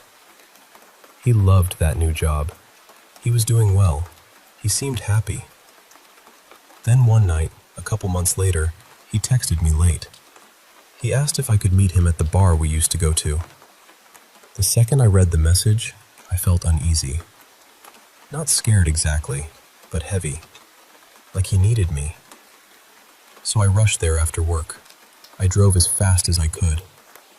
But by the time I got there, he was already gone. I couldn't reach him until the next morning. A couple weeks later, everything changed. I walked into work like it was a normal day, and the same coworker I hadn't spoken to since everything happened was standing near the entrance, waiting for me. That alone felt wrong. He told me I needed to go talk to the manager. At first, I thought I was in trouble. I thought maybe I was being fired. But then he followed me all the way to the office, and something in my stomach just dropped. When I sat down, my manager told me Elias had taken his own life. I didn't believe her. I kept telling her she was wrong. She had to say it more than once before the words even became real. And when they finally did, I broke. I made it to the lockers before I completely fell apart. I remember that coworker asking if I was okay, and I was so angry I could barely look at him. I even remember thinking Elias would have rolled his eyes at him too. I spent the rest of that shift trying to hold myself together. I couldn't understand it. He had seemed so happy. I couldn't stop thinking about that night at the bar. If I had gotten there sooner, if he had waited, if one tiny thing had gone differently. I carried those questions everywhere.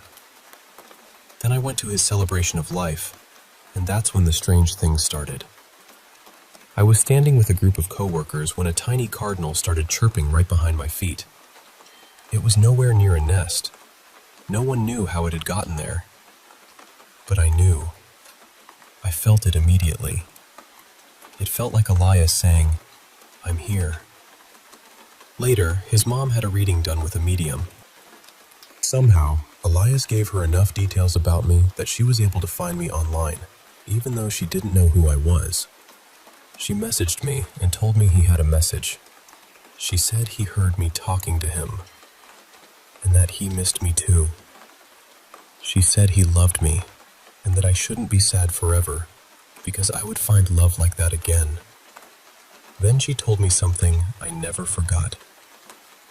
She said if I ever sat quietly and really listened to the sounds around me, I might hear him answer.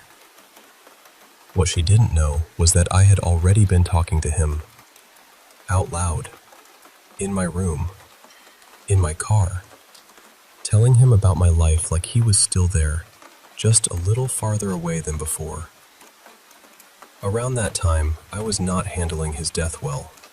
I was grieving him, and I was tired, and I finally said out loud, "I'm done with relationships." 3 days later, I met the person I'm still with now. We almost didn't meet at all. There were so many tiny things that had to happen exactly right. It felt impossible, like invisible threads had been quietly tying themselves together behind the curtain. 6 years later, we're still together. I'm happy, truly happy. And I've always believed Elias had something to do with that. After that, more things happened. A sock somehow ended up placed perfectly on one blade of my ceiling fan.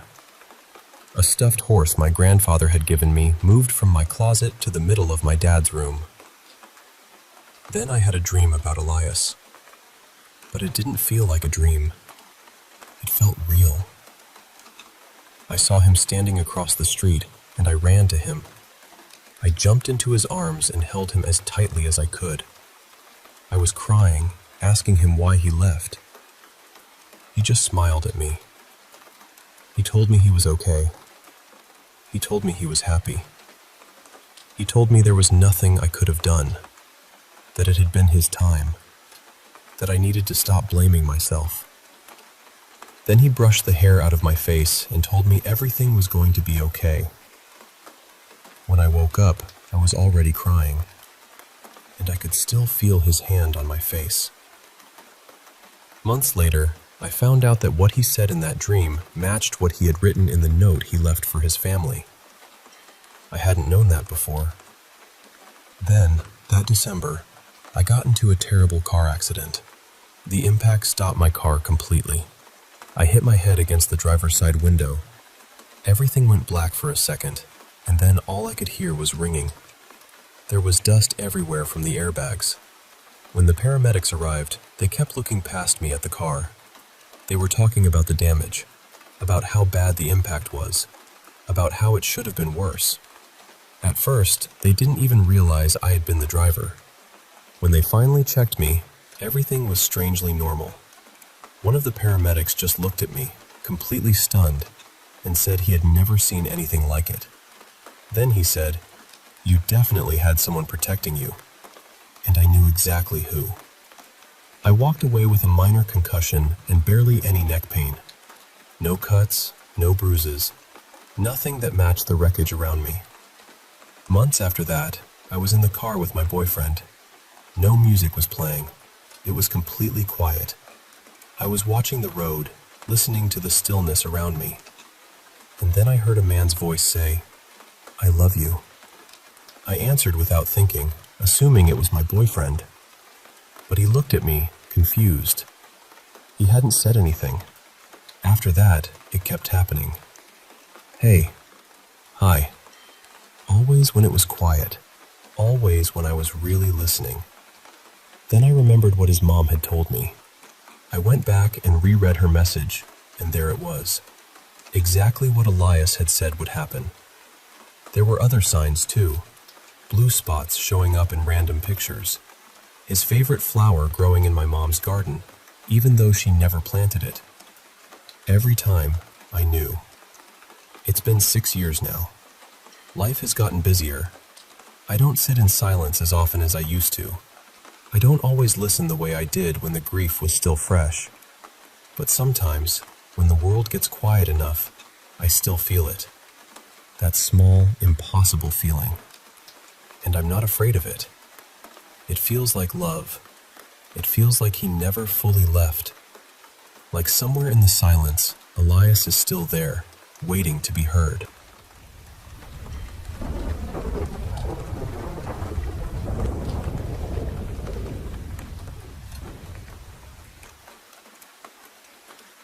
I picked astral projection because, honestly, there weren't many other labels that felt close enough. But I've had a few different kinds of strange paranormal dreams over the years. I originally came here because of some odd things happening at my workplace, but after reading other people's stories, I felt like maybe it was time to share something a little more personal. The first dream that really stayed with me happened when I was very young, maybe around first grade. In the dream, there were 2 little girls with dark brown hair. They were dressed almost exactly alike, in pale blue dresses with ruffles, little hair clips, white socks, and shiny black Mary Janes. They were sitting in this enormous hallway, almost like a corridor in a grand old building. Then, out of nowhere, this huge wave came rushing toward them. As a kid, my brain thought it looked like tomato soup or spaghetti sauce, something thick and red. It filled the whole hallway. But the strangest part was how calm the girls were. They didn't scream. They didn't run. They just lifted their feet a little, like they were letting water pass underneath their chairs. But the wave was massive. It swallowed the entire space. I remember waking up and telling my mom about it that morning while she was standing in the kitchen. She thought it was odd, but she didn't seem too concerned. Still, that dream never left me. Years later, I was up late with my roommate Mara, and we were talking about dreams. She had been listening to meditations and sleep hypnosis because she was trying to lucid dream. I told her about the hallway dream, and her face just changed.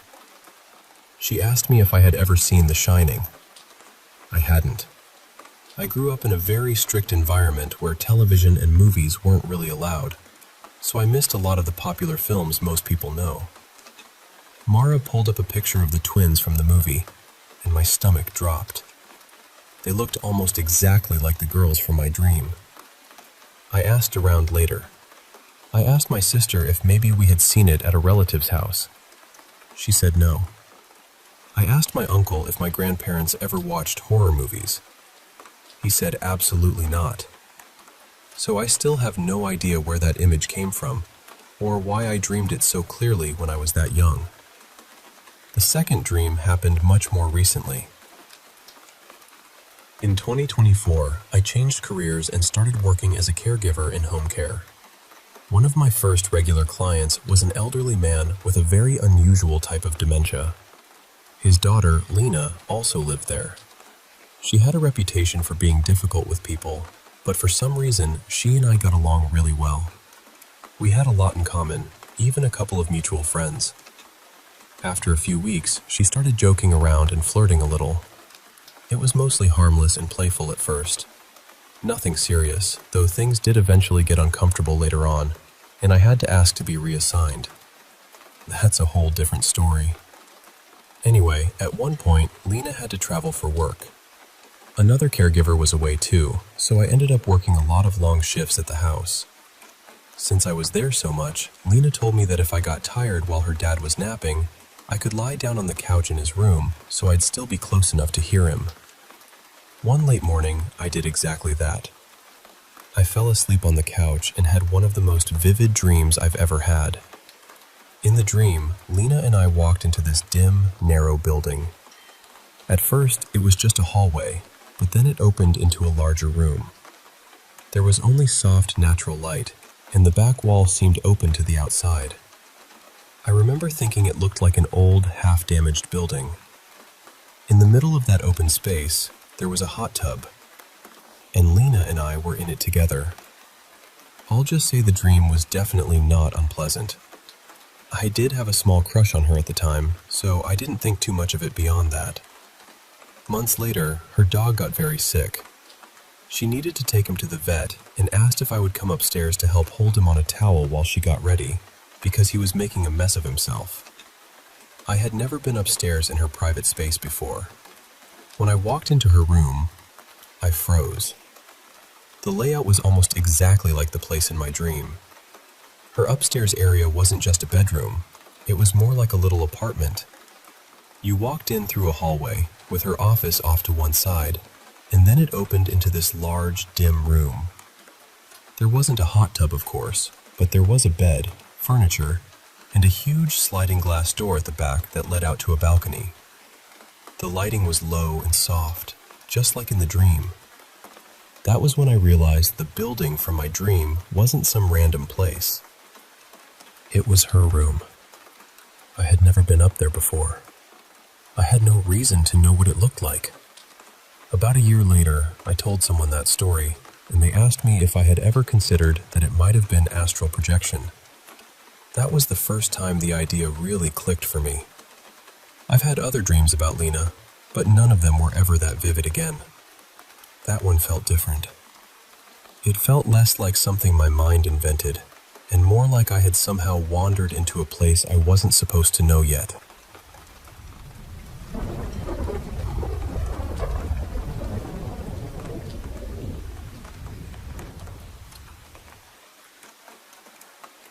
Okay, so this happened right around midnight, when 2025 was turning into 2026. I was at home with my family, but we weren't really doing anything big for New Year's. No party, no loud music, nothing like that. It was just a quiet night. Then I suddenly remembered I had left a load of clothes sitting in the washing machine. And you know how it is. Once you remember wet laundry exists, it starts haunting you from the other room. So I figured I should go hang everything outside before I forgot again. We live in this villa-style house, and along the side wall, we have these metal racks where we usually hang clothes to dry. The only thing is, it was already around midnight, and that side of the house was completely dark. Still, I didn't think much of it. I just grabbed the clothes and went out by myself. So I'm standing there, hanging each piece one by one, when I suddenly hear voices. Not from behind me, not from the street. They were coming from the other side of the wall, where my neighbor's house is. It sounded like a few people were having a conversation, and they were so close to the wall that it honestly felt like they were sitting right there, facing my direction. Like the only thing between us was that thin wall. At first, I tried to listen properly, just to figure out what they were saying. But the strange thing was, I couldn't understand a single word. It didn't sound like any language I recognized. Usually, even when you don't understand someone's language, you can kind of guess the rhythm or where it might be from. But this was different. It sounded like pure gibberish, like voices pretending to be a conversation. For a second, I told myself, maybe they're just hanging out for the New Year countdown. But then it hit me. That house was completely dark. No porch light, no window lights, nothing. And then I remembered something even worse. Nobody lived there. The house next door was empty. It wasn't rented out. No one was supposed to be inside, let alone sitting outside in total darkness beside the wall, talking right next to me at midnight. The second my brain put all of that together, my body reacted before I could even think. I just grabbed myself and ran back into the house so fast, I'm pretty sure I broke a personal record. And ever since that night, I have never gone out to hang clothes on those racks after dark again. Absolutely not. The laundry can wait until sunrise.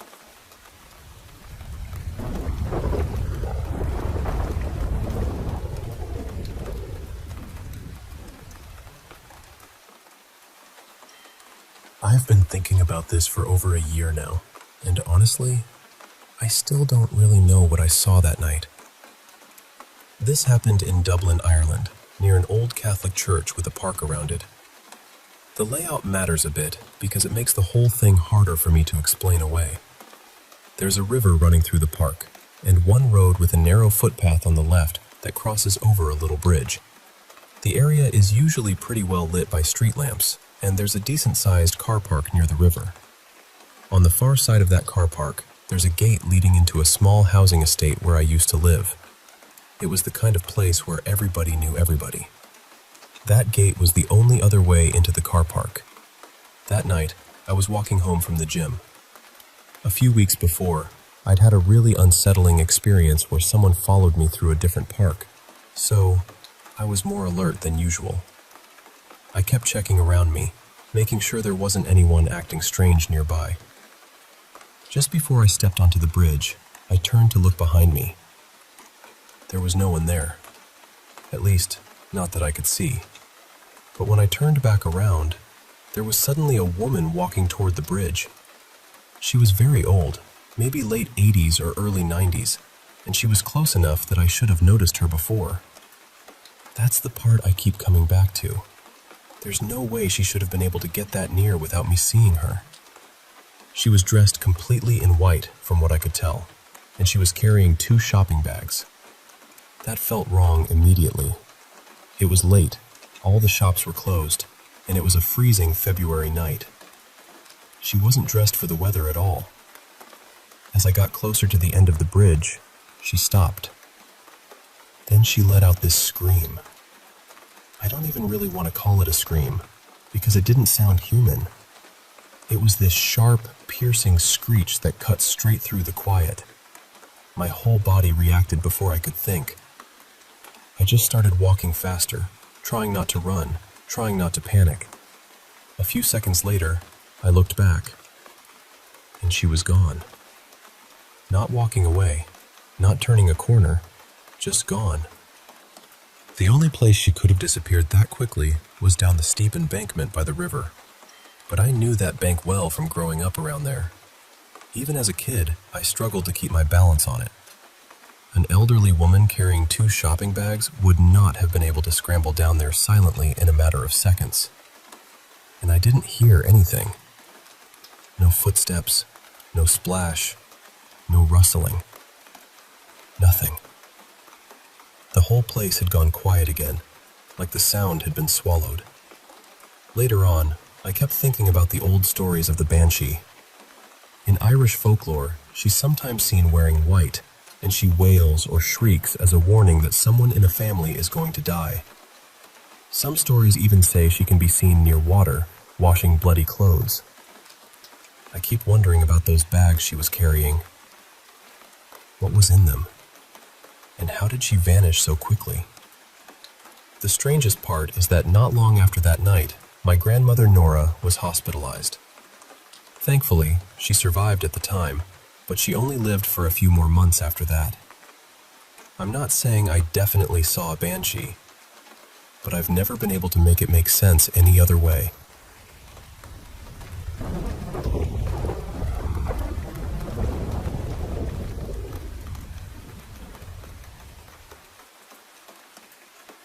This happened to my dad, not to me, but I've heard him tell it enough times that it has stayed with me. Back when he was in college, he used to visit his friend Ramesh's house to watch cricket matches. Sometimes the match would go late, and by the time it ended, it was too late for him to return to his rented room. On those nights, he would just sleep over at his friend's place. But one night, he decided he really needed to go back. He had college work waiting for him, and he didn't want to leave it unfinished. The way back had a shortcut through a very empty stretch of land. It wasn't exactly a forest, but it had that dry, abandoned feeling, almost like a dead patch of jungle.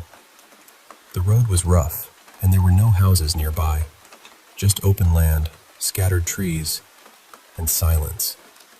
As he was passing one particular tree, he suddenly heard voices. It sounded like a man and a woman arguing. He couldn't make out the words, but the tone was clear.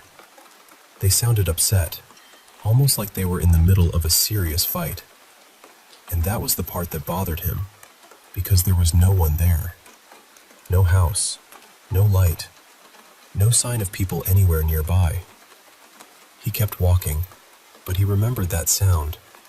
It felt wrong. Later, he told his friend Ramesh about it. His friend didn't laugh it off.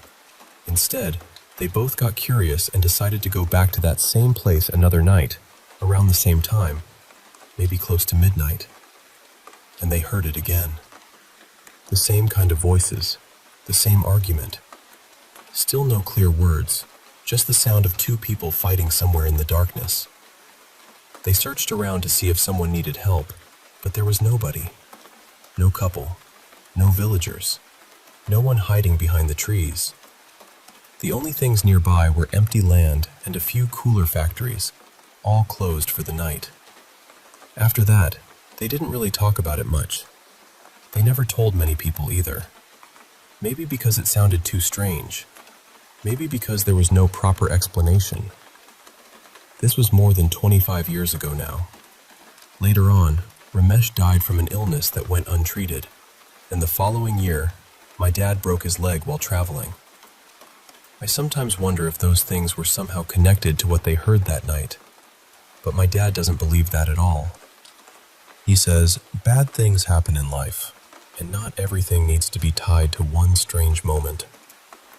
Still, I asked him more than once if there could have been houses nearby, or if maybe he misunderstood what he heard. He was very sure. He told me it happened twice, and the second time his friend heard it too. In that area, people usually slept early, around 8 or 9 at night, and this was much later than that. There was no reason for anyone to be out there, arguing in the dark, in the middle of such an empty place. So I keep coming back to the same question. What were those voices?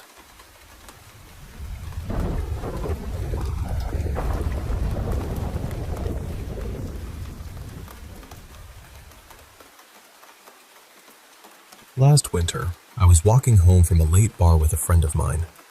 We lived in this quiet little town in northern France, the kind of place where, after midnight, the streets feel almost abandoned. We were heading back toward my car, and everything around us was completely still. Then we reached this small square, and standing right in the middle of it were two people. They were unusually tall, both of them, just standing there close together. They were dressed in these strange costume-like outfits, almost like they had come from a Halloween party, except it wasn't Halloween. They were facing each other, staring, not saying a word. That was the first thing that unsettled me. The silence. At that hour, in a town that empty, you can hear everything. Your own footsteps, your breathing, a jacket moving when someone shifts. But they were silent. My friend and I tried to act normal. We walked past them, pretending we weren't bothered, even though I could feel my whole body tightening up. For a few seconds, nothing happened. Then we heard footsteps behind us. They had started following us. One of them began mumbling something, but it wasn't any language I could recognize. It was low and broken, like words being dragged through his throat. And between the sounds, he would growl.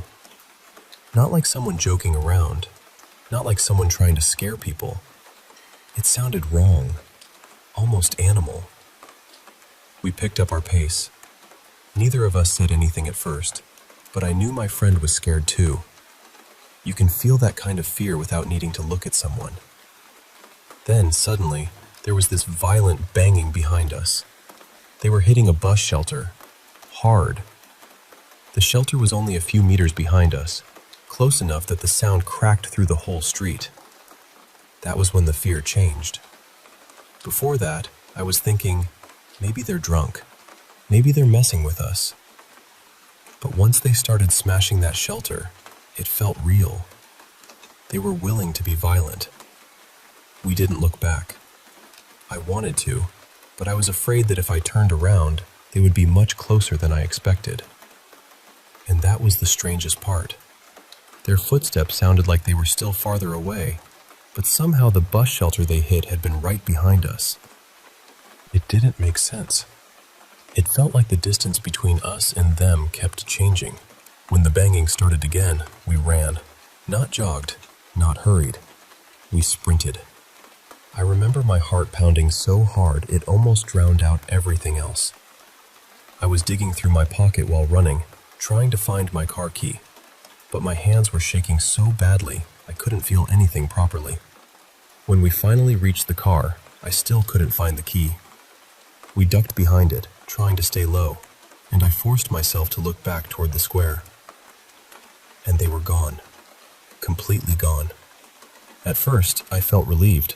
Then I felt something worse. Because from where they had been, there was no way they could have disappeared that quickly. The square was open. The side streets were too far away, except for the road we had just taken. If they had kept walking, we should have seen them. If they had run, we should have heard them. But there was nothing. No footsteps, no voices, no growling. Just the empty street again. I eventually found the key, and we got into the car as fast as we could. Neither of us spoke for a while. We just sat there, trying to understand what had happened. I still think about it sometimes. The costumes were creepy, yes. The way they followed us was terrifying. But what stayed with me most was the sound one of them made. That awful mumbling and growling. It didn't sound like a person trying to scare us. It sounded almost inhuman.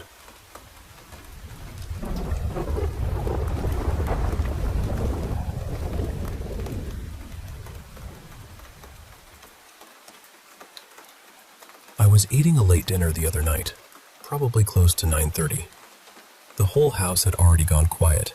Everybody was asleep, except me and my dog. I was sitting in the living room with the TV on, just trying to relax a little. I was on the couch, and my dog was stretched out on the ottoman right in front of me. Everything felt normal. Then, out of nowhere, this small red hand appeared between the couch and the ottoman, right at the level of the furniture. And I mean, it was just there. My dog saw it at the same time I did and lunged straight at it. The second he moved, the hand dropped down and vanished. Not like something fell. Not like it slipped behind anything. It disappeared in a way that just did not feel natural.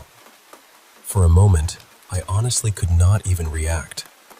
It happened so fast that my brain was still trying to catch up with what my eyes had seen. My dog ran out of the room after that and would not come back to me, which made it even worse. He does not usually act like that. So I tried to tell myself it had to be something normal. Maybe a toy. Maybe a piece of fabric. Maybe something had fallen between the couch and the ottoman, and we both just saw it weird. So I moved the furniture. There was nothing there. Nothing under the couch. Nothing under the ottoman. Nothing stuck between them. No toy. No scarf. No food. Just empty floor. That is when I started really thinking about everything that has happened in this house. I have felt for a while now that certain things are drawn to me here. I already know of 2 spirits that seem to stay around us for almost 3 years. One felt like an older woman, and the other felt like a man. They never seemed harmful. It was more like they wanted to be noticed. Once I acknowledged them, the activity eventually slowed down. I have not felt much from them in maybe 9 months, so I started thinking maybe they moved on. But this felt different. A few weeks ago, around 2 in the morning, our Ring camera went off and woke everyone up. When we checked, the storm door had suddenly flown open hard, like something yanked it. I know wind can do strange things, but nothing else outside moved. Not the plants, not the flag, not the trees. Just the door. So this morning, I was still trying to convince myself maybe I had imagined the hand, or maybe my dog thought a crumb had dropped. I checked under the furniture again. Still nothing. The hand itself is what I cannot stop thinking about. It was small, maybe half the size of an adult hand, but bigger than a little child's. It was red, kind of bright, almost like a glove with a soft, dim light inside it. The fingers were short. I only saw it for a second, but I know what I saw. My dog and I both locked onto it at the exact same time. And then it was gone. I was scared, but I stayed calm. I have noticed that whatever is here will sometimes do one big thing, something that really gets my attention, and then after that, it goes quiet again. Almost like it just watches. Before, with the older woman, I used to hear her talking really fast to the man. She would say these long, rushed sentences, and he would answer with only a word or two. Then she would start right back up again. But this little red hand? I do not know what that was, and I do not think it belonged to the same spirits I felt before.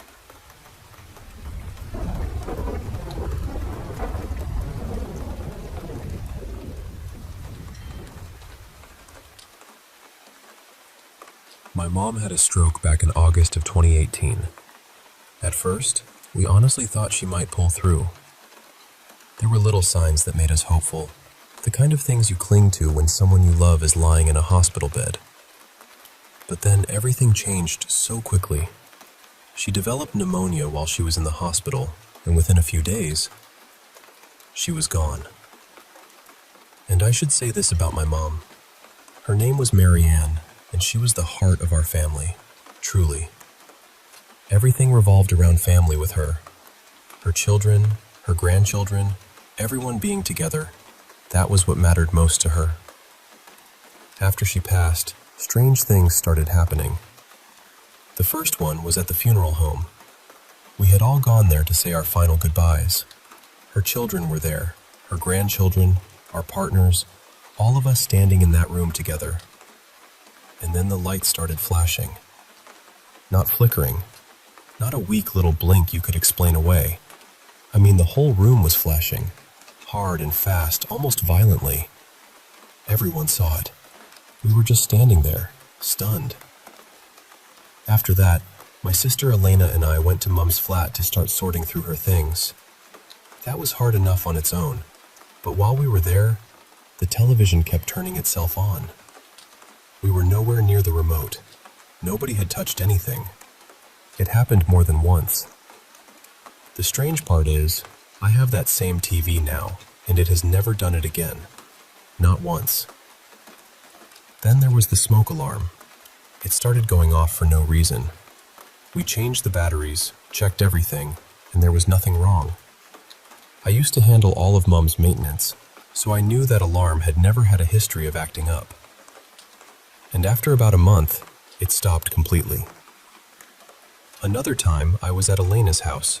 and we started arguing about something. I don't even remember what it was now. But suddenly, just like at the funeral home, her lights began flashing violently. That had never happened in her house before. And it never happened again. There were other electrical things too, smaller ones, but enough that I actually started keeping a record of them. It became too noticeable to ignore. All of it happened within the first month after Mom passed. Then, just like that, it stopped. Talking about it now brings back a few other memories from her final days in the hospital. Near the end, Mom started seeing people I couldn't see. One time, she told me there was a tall, thin man in a dark hat sitting in the chair beside her bed. She described him so plainly, like he was just there. Another time, she stared into the corner of the room, pointed, and said, "Those two don't like me." She wasn't frightened when she said it, not at all. But I'll be honest, I was. What stayed with me is that the people she saw didn't seem to be family. You always hear stories about people seeing relatives near the end, but that wasn't what she described. I don't know how any of it works. I only know what we saw, what we felt, and how for that 1 month after she left us, it really felt like something was still moving around the edges of our lives.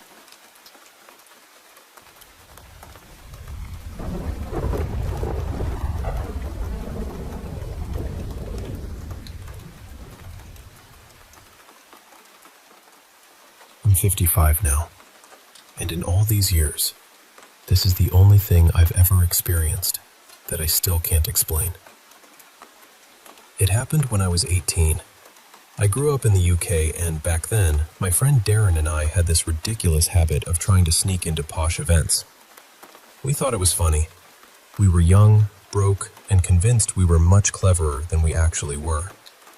That summer, we decided to head to the Henley Regatta for the weekend, mostly because we'd heard there might be free champagne floating around if you looked confident enough. Before we went, someone we vaguely knew told us there was an old abandoned house near Henley where we could sleep for a couple of nights. Not exactly luxury accommodation, but at 18, free had a certain sparkle to it. He gave us rough directions from the train station, and after wandering about for a while, we eventually found the place. It was a big, filthy, off-white house sitting back in its own grounds. 2 floors, loads of rooms, maybe 20 or more. The windows and doors on the ground floor had mostly been boarded up, except for one window where the boards had been pulled away. So, naturally, being idiots, we climbed in. Inside, the place was bare and grim. Old floorboards, dust everywhere, that stale smell empty buildings get. Then we noticed one room downstairs where strange symbols had been drawn across the floor. There were melted candles around them too, all hardened into little wax puddles. It put the wind up us, I won't lie. But it was still daylight, and daylight makes you brave in a very stupid way. So we told ourselves it was probably just local kids trying to scare people, and we decided to stay anyway. We went upstairs and picked a room as far from that symbol room as we could get. We left our sleeping bags there, then headed into Henley for the regatta. We got back to the house around 1 in the morning. The place felt completely different in the dark. Colder somehow. Quieter too, but not peaceful. We climbed back in through the window, made our way upstairs, and settled into our sleeping bags. Darren fell asleep pretty quickly. I didn't. I was lying there, staring into the darkness, trying to drift off, when I heard footsteps. They were coming from down the corridor. Slow. Clear. One step after another on those old wooden boards. At first, I thought maybe I'd imagined it, but then they kept coming, closer and closer. Every creak seemed to land right inside my chest. Then the footsteps stopped, right outside our door. I remember lying there absolutely frozen. My heart was hammering so hard I could hear it. I was waiting for the door to open, or for someone to knock, or for something to happen. But nothing did. No movement, no voice, no footsteps leaving. Just silence. And that was the part that scared me most. Those floorboards were loud. If somebody had walked away, I would have heard it. There was no carpet, no rugs, nothing to muffle the sound. Whoever, or whatever, had stopped outside that door simply didn't move again. I must have lain awake for hours. 3 hours, maybe more. Too scared to wake Darren, too scared to move, too scared to even breathe properly. I think I eventually slept a little before morning, but I never told Darren what happened. At the time, I suppose I thought he'd just laugh or call me mad. It's not the most dramatic ghost story in the world. No face at the window, no floating figure, no screaming. Just footsteps in an abandoned house stopping outside my door. But even now, decades later, I can still remember exactly how frightened I was. Some things don't need to do much to stay with you.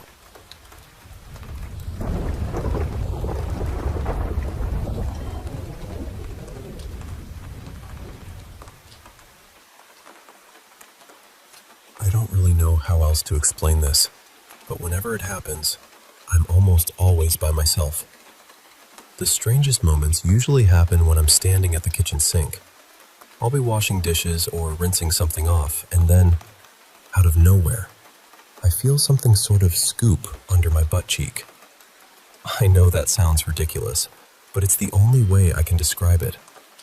Almost like someone cups their hand, taps upward from underneath, and sort of lifts. It's happened more than once, and every time, I freeze because I know nobody else is there. That same spot in the kitchen has had other things happen too. I felt something breathing right down the back of my neck. Not a draft, not the air kicking on. Actual breath. And one time, I heard a whisper say a name close to mine, soft enough that it almost felt like it was inside the room, and inside my head at the same time. A while back, maybe a year or so ago, something threw several old iron horseshoes across the room. They were aimed in my direction and toward my cat Luna. Thankfully, neither of us got hit, but it scared me so badly, I just stood there staring. I keep those horseshoes up on a shelf where they can't just slip off, and even if they did, they would fall straight down. They wouldn't fly across the room like someone had hurled them. Then yesterday morning, I woke up to the feeling of being held.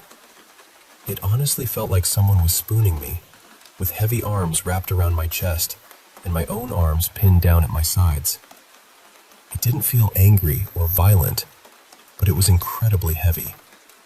I couldn't move for a moment, and the whole thing left me shaken. There was also something that happened a few years ago that I still think about. I was exploring an abandoned church with a couple of people, which I know now was not the smartest idea. We went down near the flooded basement, and I heard this deep snarl. Then I saw a pair of eyes staring at me from what looked like 10 feet up off the ground. This was in a small town in rural Illinois, not some place where an animal could easily be hiding up there, and definitely not somewhere a person could have been standing. I still don't have a normal explanation for it. When I was in junior high, I had another experience that felt impossible. I was walking through the upper walkway of the school gym during class, so the gym was completely empty. The seating was raised, with a path around the top, and I was just cutting through to get to another classroom. As I walked, I noticed I had two shadows. One looked exactly like me, with my hair down and my books in my hands. But the other shadow had a high ponytail and no books at all. It moved with me, but it wasn't me. There's one other thing too, and it feels different from the scary stuff. My grandfather, who passed away before I was born, used to collect marbles. For as long as I can remember, I've had this strange luck finding marbles in random places. I also find money all the time, anywhere from pennies to larger bills. Once, I even found close to $200. It's happened so often that it doesn't feel like coincidence anymore. I don't know what all of this means. Part of it feels playful, part of it feels protective, and part of it honestly scares me. I'd really appreciate any advice or insight from anyone who might understand what could be going on.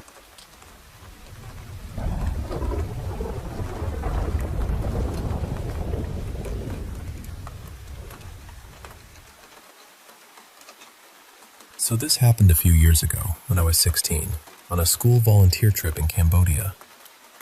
We were staying in this old guest house that had definitely seen better days. The lights flickered, the hallways were dim, the bathroom plumbing had a mind of its own, and the whole place had this heavy, strange atmosphere.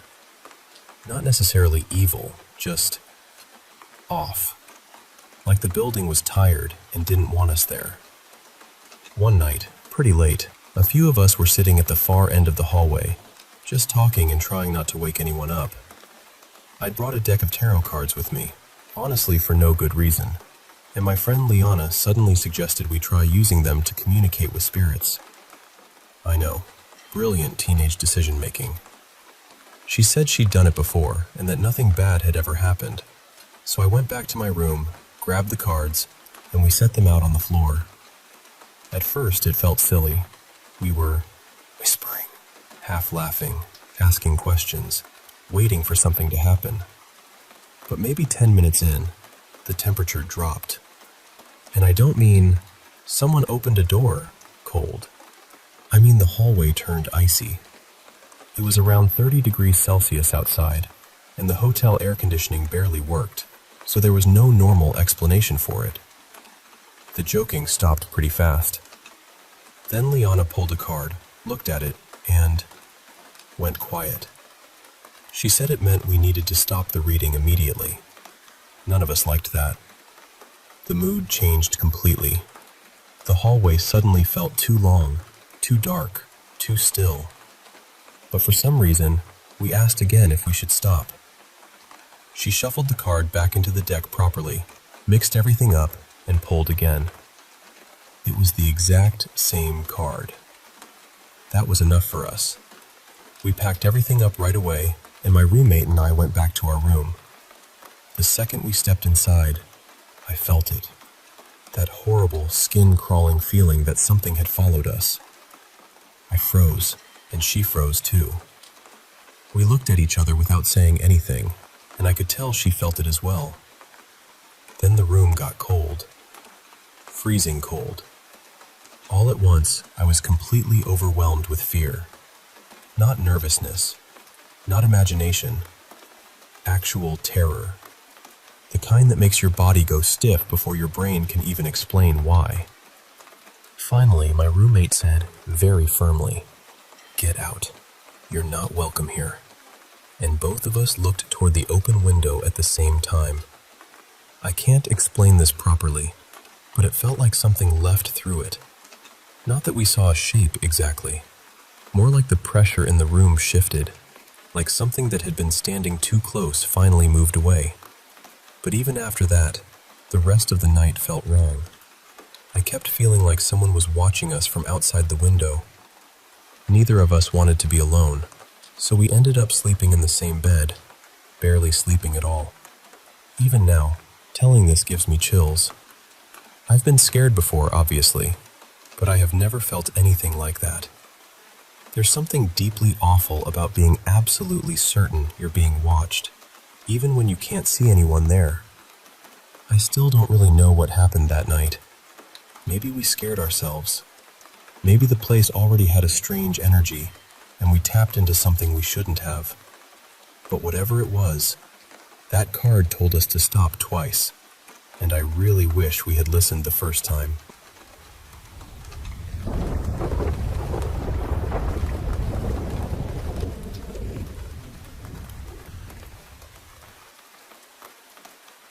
I've never really told this story before, mostly because I was scared of what people would think of me. Whenever someone asked if I'd ever seen a ghost, I'd always say no. Not because I hadn't experienced something, but because I was embarrassed to admit it. This happened during my senior year of high school, and honestly, that whole year was awful. My parents were going through a divorce, and the house felt like it was always full of yelling. Every day, there was another fight, another slammed door, another reason to stay quiet. It got to the point where I barely spoke to either of my parents, and I had pulled away from my sister too. Some nights, I'd just stay at a friend's house because being home felt too heavy. But one night, I decided to sleep at my own house. I had this cat, Mila, who was basically glued to me. Wherever I went, she followed. And every night, she slept on my bed like it was her assigned post. So when I went into my room, there she was, curled up on my blanket like always. I changed clothes, got into bed, and started flipping through an old paperback book.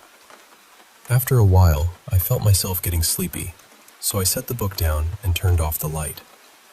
Within seconds, Mila jumped up. And I mean, jumped up. She started acting frantic, pacing around, scratching at the door, desperate to get out. I always kept my door closed so I wouldn't have to hear whatever was happening in the rest of the house. But she was panicking so badly that I got up and let her out. At the time, I just thought maybe she heard another cat outside or sensed something in the yard. I didn't think much of it. I actually remember lying back down and kind of laughing to myself, thinking, what is wrong with that cat? Then I looked toward the foot of my bed. My room was dark, but this was darker than the room itself. There was this shape there, almost like a figure, pure black. No face, no details, just arms and a torso, and it started climbing onto me. Before I could even understand what I was seeing, it was on top of me. I couldn't move. I couldn't breathe. It felt like it was choking me, pressing down on me, and I was fighting with everything I had to get it off. My whole body felt locked, but inside I was panicking. Somehow I managed to gather enough strength to yell, "Get off me!" And when I did, I shoved it hard to my left. Then it was gone. I sat up in complete shock, breathing hard, trying to understand what had just happened. I didn't turn the light off again. I didn't sleep in that room after that either. For weeks, I stayed on the couch. The house was already so chaotic that nobody even noticed. It actually feels good to finally say this out loud. I still don't know what it was, or why it happened. I wasn't involved in witchcraft, paranormal stuff, or anything like that. I was just a teenager in a house full of pain, trying to get through one more night. And that night, whatever it was, my cat knew before I did.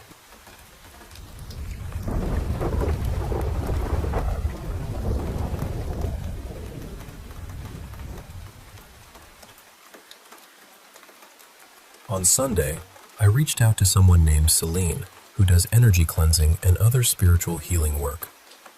I've been going through a really difficult time, and while there's a longer story behind that, it isn't really the main point here.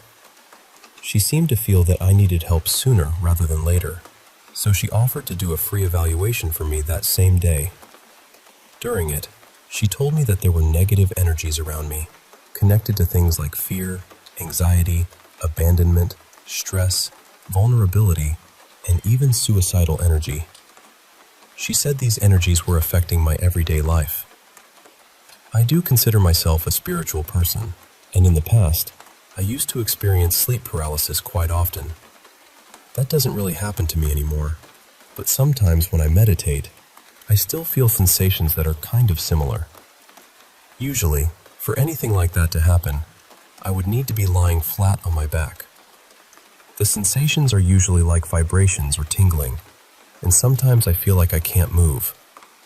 But that Sunday night, I went to bed completely exhausted. I normally sleep on my side, and that night was no different. I wasn't lying on my back at all. Then things started to feel strange. I honestly don't know whether what happened next was real, a dream, or something in between. My memory of it is blurry. It felt like I might have been dreaming and confused, or maybe awake but somehow outside of myself.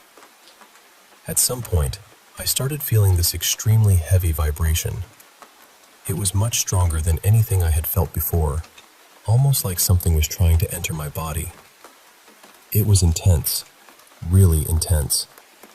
I didn't move, or maybe I couldn't move. I'm still not sure.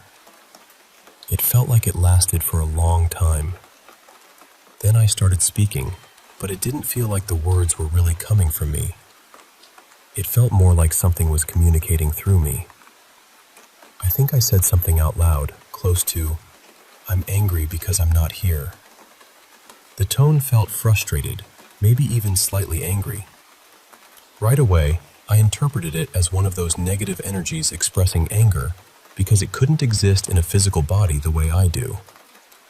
I know I said something else too, but I can't remember what it was. What I do remember clearly is the feeling of being invaded, like I didn't fully have control over my own body, and like I was saying things that didn't belong to my life or my thoughts.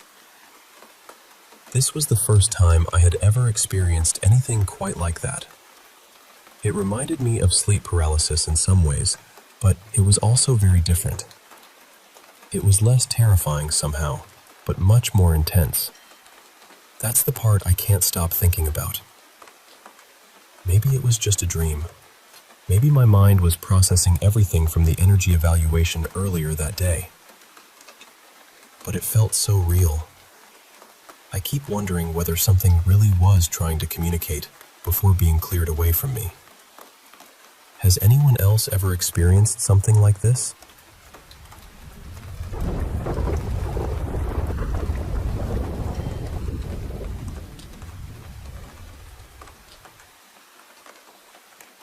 This happened around 21 years ago, back when my mother, Samina, was newly married to my father.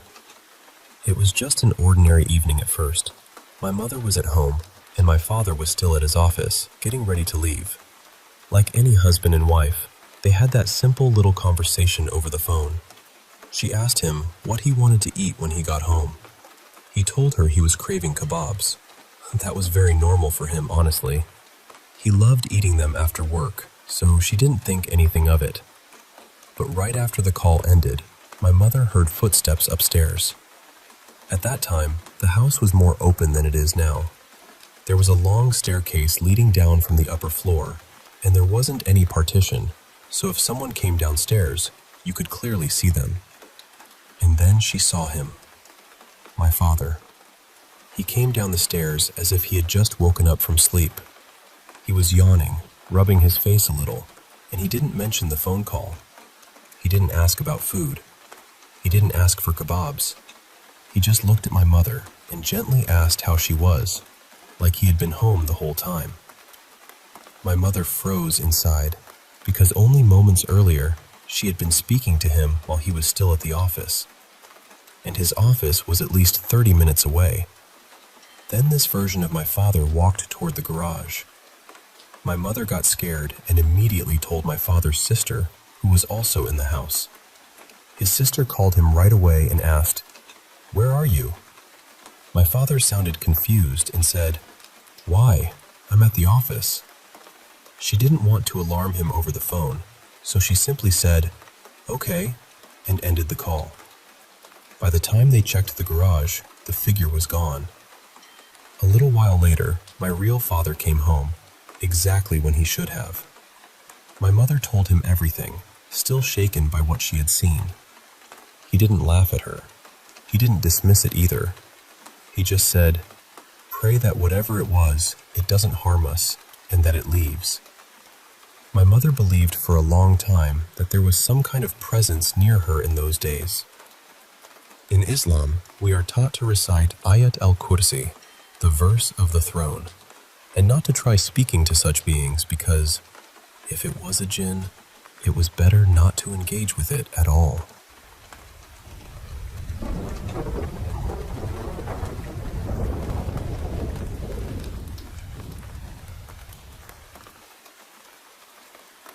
I've dealt with sleep paralysis and dream state hallucinations for most of my life, so I'm not easily shaken by things that happen in the dark. At this point, I've gotten strangely used to waking up scared, realizing what's happening, calming myself down and drifting right back off. But lately, something has changed. Over the past few weeks, I've started hearing things after I'm fully awake. Not in that foggy, half-dreaming place either. I mean awake, eyes open, aware of the room around me. It started with my closet. There are 3 doors on it, and one by one, they've begun making these soft cracking sounds at night, like they're shifting open just a little. Then my dresser joined in. It has those little loose metal pull handles, the kind that flip up, and now they jingle in the dark. My house does make noise. It creaks and pops when the weather changes, especially when the temperature drops outside, so I know what normal house sounds are like. This isn't that. These sounds feel close, intentional almost. And the part that bothers me most is that it never starts before 2 in the morning. I've gotten out of bed more than once, turned on the lights, checked the closet, checked the dresser, looked around for anything that could explain it. The second the lights come on, everything stops. I've looked for signs of mice or rats, but there are no droppings, no scratching, no chewed spots, nothing. I also keep my air conditioner fan running all night, so there's steady airflow in the room. I really don't think it's just a draft nudging things around. A few times now, I've woken up to these strange, high-pitched voices. At first, I told myself it was just part of the sleep paralysis, because that's the easiest explanation for me to accept. But these voices are new. They sound different from anything I've experienced before. They only last a few seconds after I wake up, and they never say anything I can understand. It's just quick, sharp gibberish, then silence. But the other noises keep going. The dresser handles still jingle. The closet doors still crack. I hear little shifting sounds among my things, even while I'm lying there completely awake, staring into the room and trying to convince myself I'm imagining it. Every time, I get up and investigate. Every time, it stops. Then I fall asleep again, and either it wakes me later that night, or it starts all over again the next night. I honestly don't know what I believe. I don't know if this is something physical, something psychological, or something I don't have a name for. But it's wearing me down. I'm exhausted, and the lack of sleep is starting to get to me. I'm wondering if I should set up a camera just to see what happens when I'm not looking. Part of me feels ridiculous even saying that, but another part of me needs to know. I've even wondered, half seriously, if it's some kind of house spirit thing. A brownie, maybe. I don't know. I just know that something in my room waits until I'm asleep, and lately, it feels like it's getting bolder.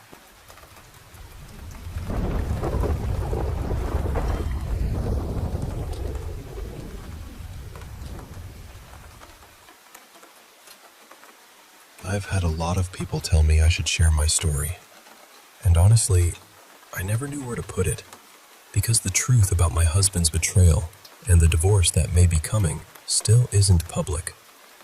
Not because I'm trying to protect him. I'm not. But because people who know us would be stunned.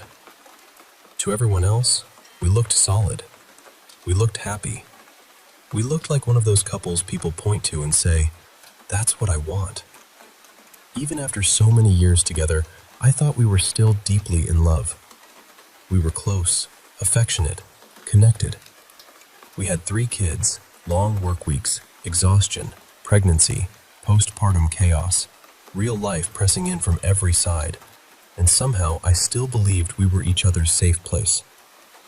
That's part of what makes all of this feel so impossible to understand.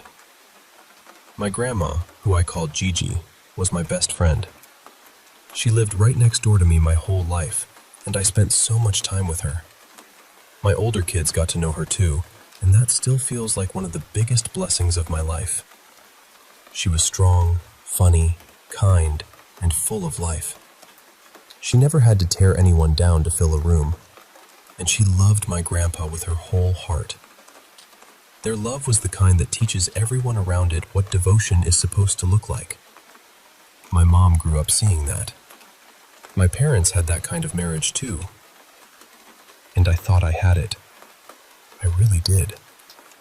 When Gigi passed away, my husband and I bought her house. 5 acres in Florida, right beside my parents. My kids could walk next door to their grandma's house the same way I did growing up. It felt like fate. It felt sacred. I took care of that house because, to me, it was a house built out of real love. Honest love. Forever love. We moved in on June 1st, 2024. Not long after, my husband and I were planning his vasectomy for later that year because we thought we were done having children. But I was already pregnant, and that was a whole emotional storm on its own. I had 2 kids and felt complete. I had made plans for my body, my life, my future. I was ready to become more than just wife and mom again. Then I found out I was pregnant with baby number 3. I even went to a clinic because at the time I thought ending the pregnancy was the right choice for me. But when they did the ultrasound, I was told I was just past the legal cutoff in Florida. 3 days passed, and the timing shook me. 3 days after moving into Gigi's house. 3 days after the law had changed. 3 generations of women in my family having 3 kids. Gigi had always told me, "You need one more baby." I remember thinking, she got her way. I struggled through that pregnancy. I won't pretend I was glowing and grateful every second because I wasn't. I was depressed. I was grieving the life I thought I was about to step into.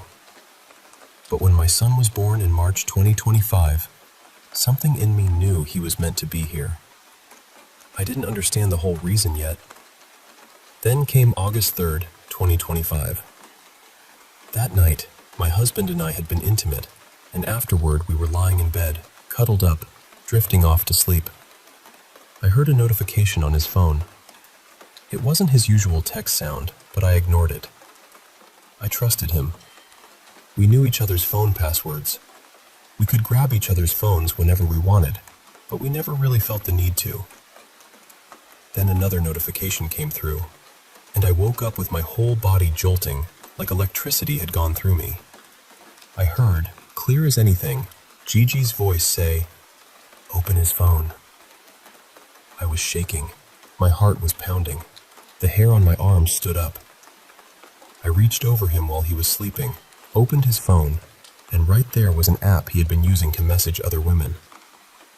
Not one message. Not one mistake. Dozens of threads. Escort contacts. Addresses. Secret accounts. Hidden apps. Paid subscriptions. A secret credit card. The more I looked, the more my reality started folding in on itself. This wasn't confusion. This wasn't curiosity. This was a whole hidden life. I stayed awake until he had to get up for work. When he opened his eyes, I asked him, "Why are you cheating on me?" And instead of remorse, he snapped at me. He blamed me. Something in me shut down after that. I don't remember the next few days clearly. I know I was in shock. I know I wanted so badly to believe him when he said he never actually went through with anything. I know my brain was trying to protect me from the truth because the truth was too much. But then a few days later, he called me into the bathroom to look at a painful rash that had suddenly broken out. And when I saw it, I screamed. It was severe. It was everywhere. And in that moment, there was no more denying what had happened. After hours of pressure, he finally admitted he had been with other women and told me I needed to get tested. I did. Thank God my test came back negative. I tested again and again afterward, because once trust has been shattered like that, peace does not come easily. I still don't fully know what was happening with him medically, but I know what it meant for me. Something woke me up before I could be exposed to something dangerous. Something protected me. Something protected my baby. Something protected my children. And I believe that something was Gigi. because he was never going to tell me. He was going to take it to the grave. The weeks after that were the darkest of my life. I was living in the same house with him, drowning in grief, rage, disgust, love, confusion, and humiliation all at once. I had thoughts that scared me. I imagined disappearing.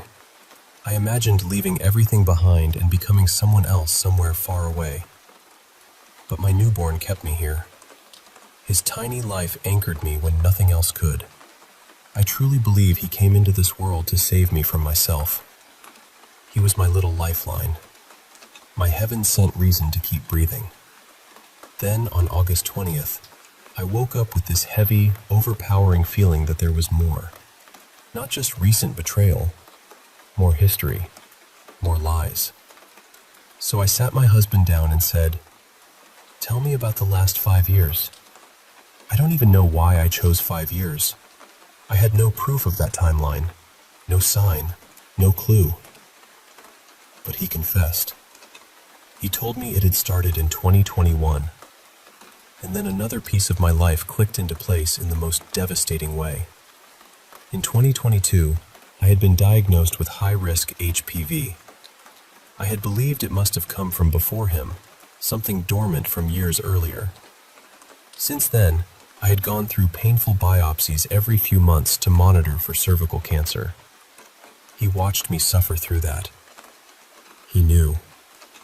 And still he kept risking my health, my body, and my life. That is the part I still don't know how to hold. I never suspected him. Not once. He was able to live 2 lives for years while I loved him completely.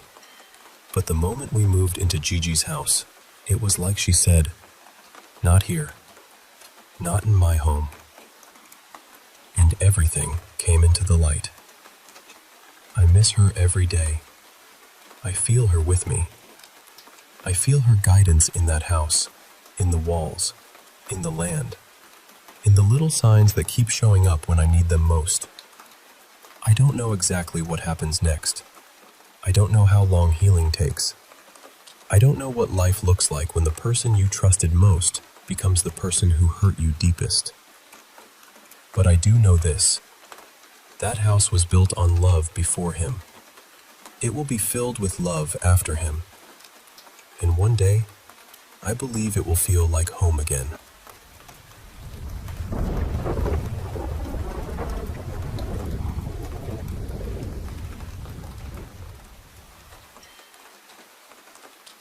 I want to tell you a story that has been passed around in my family for years, and honestly, it still gives people chills when they talk about it.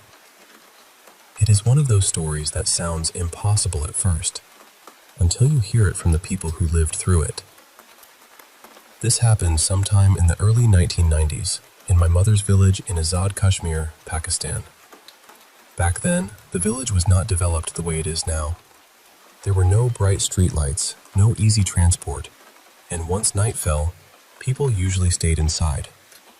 Part of that was because of jackals and wild boars wandering around outside. But people also believed there were other things out there.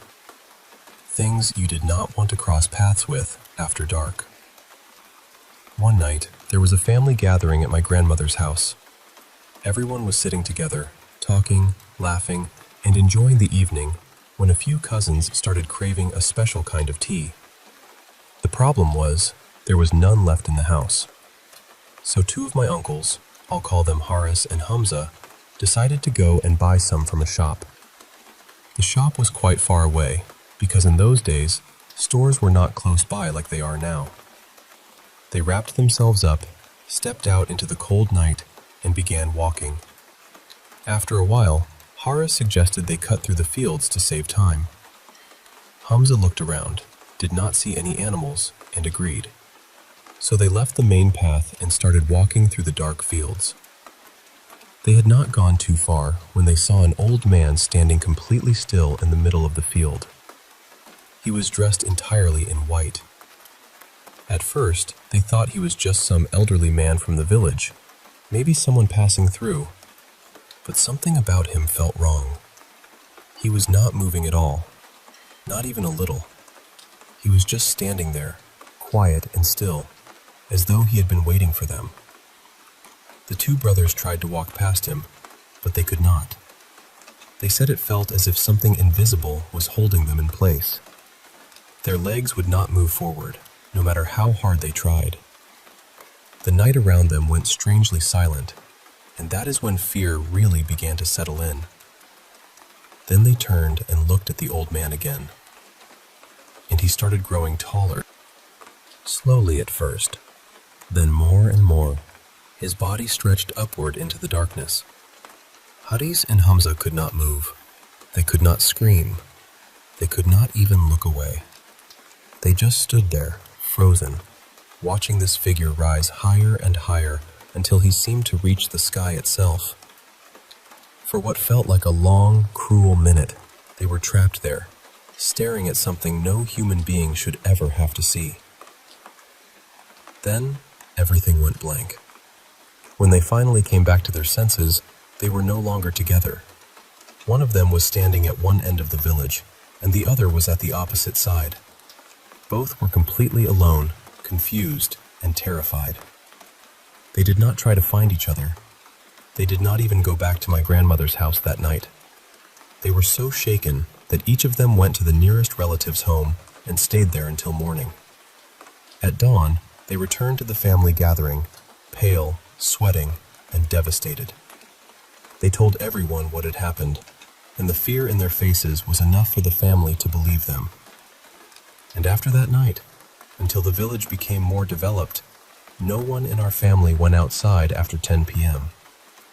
Not for tea, not for company, not for anything.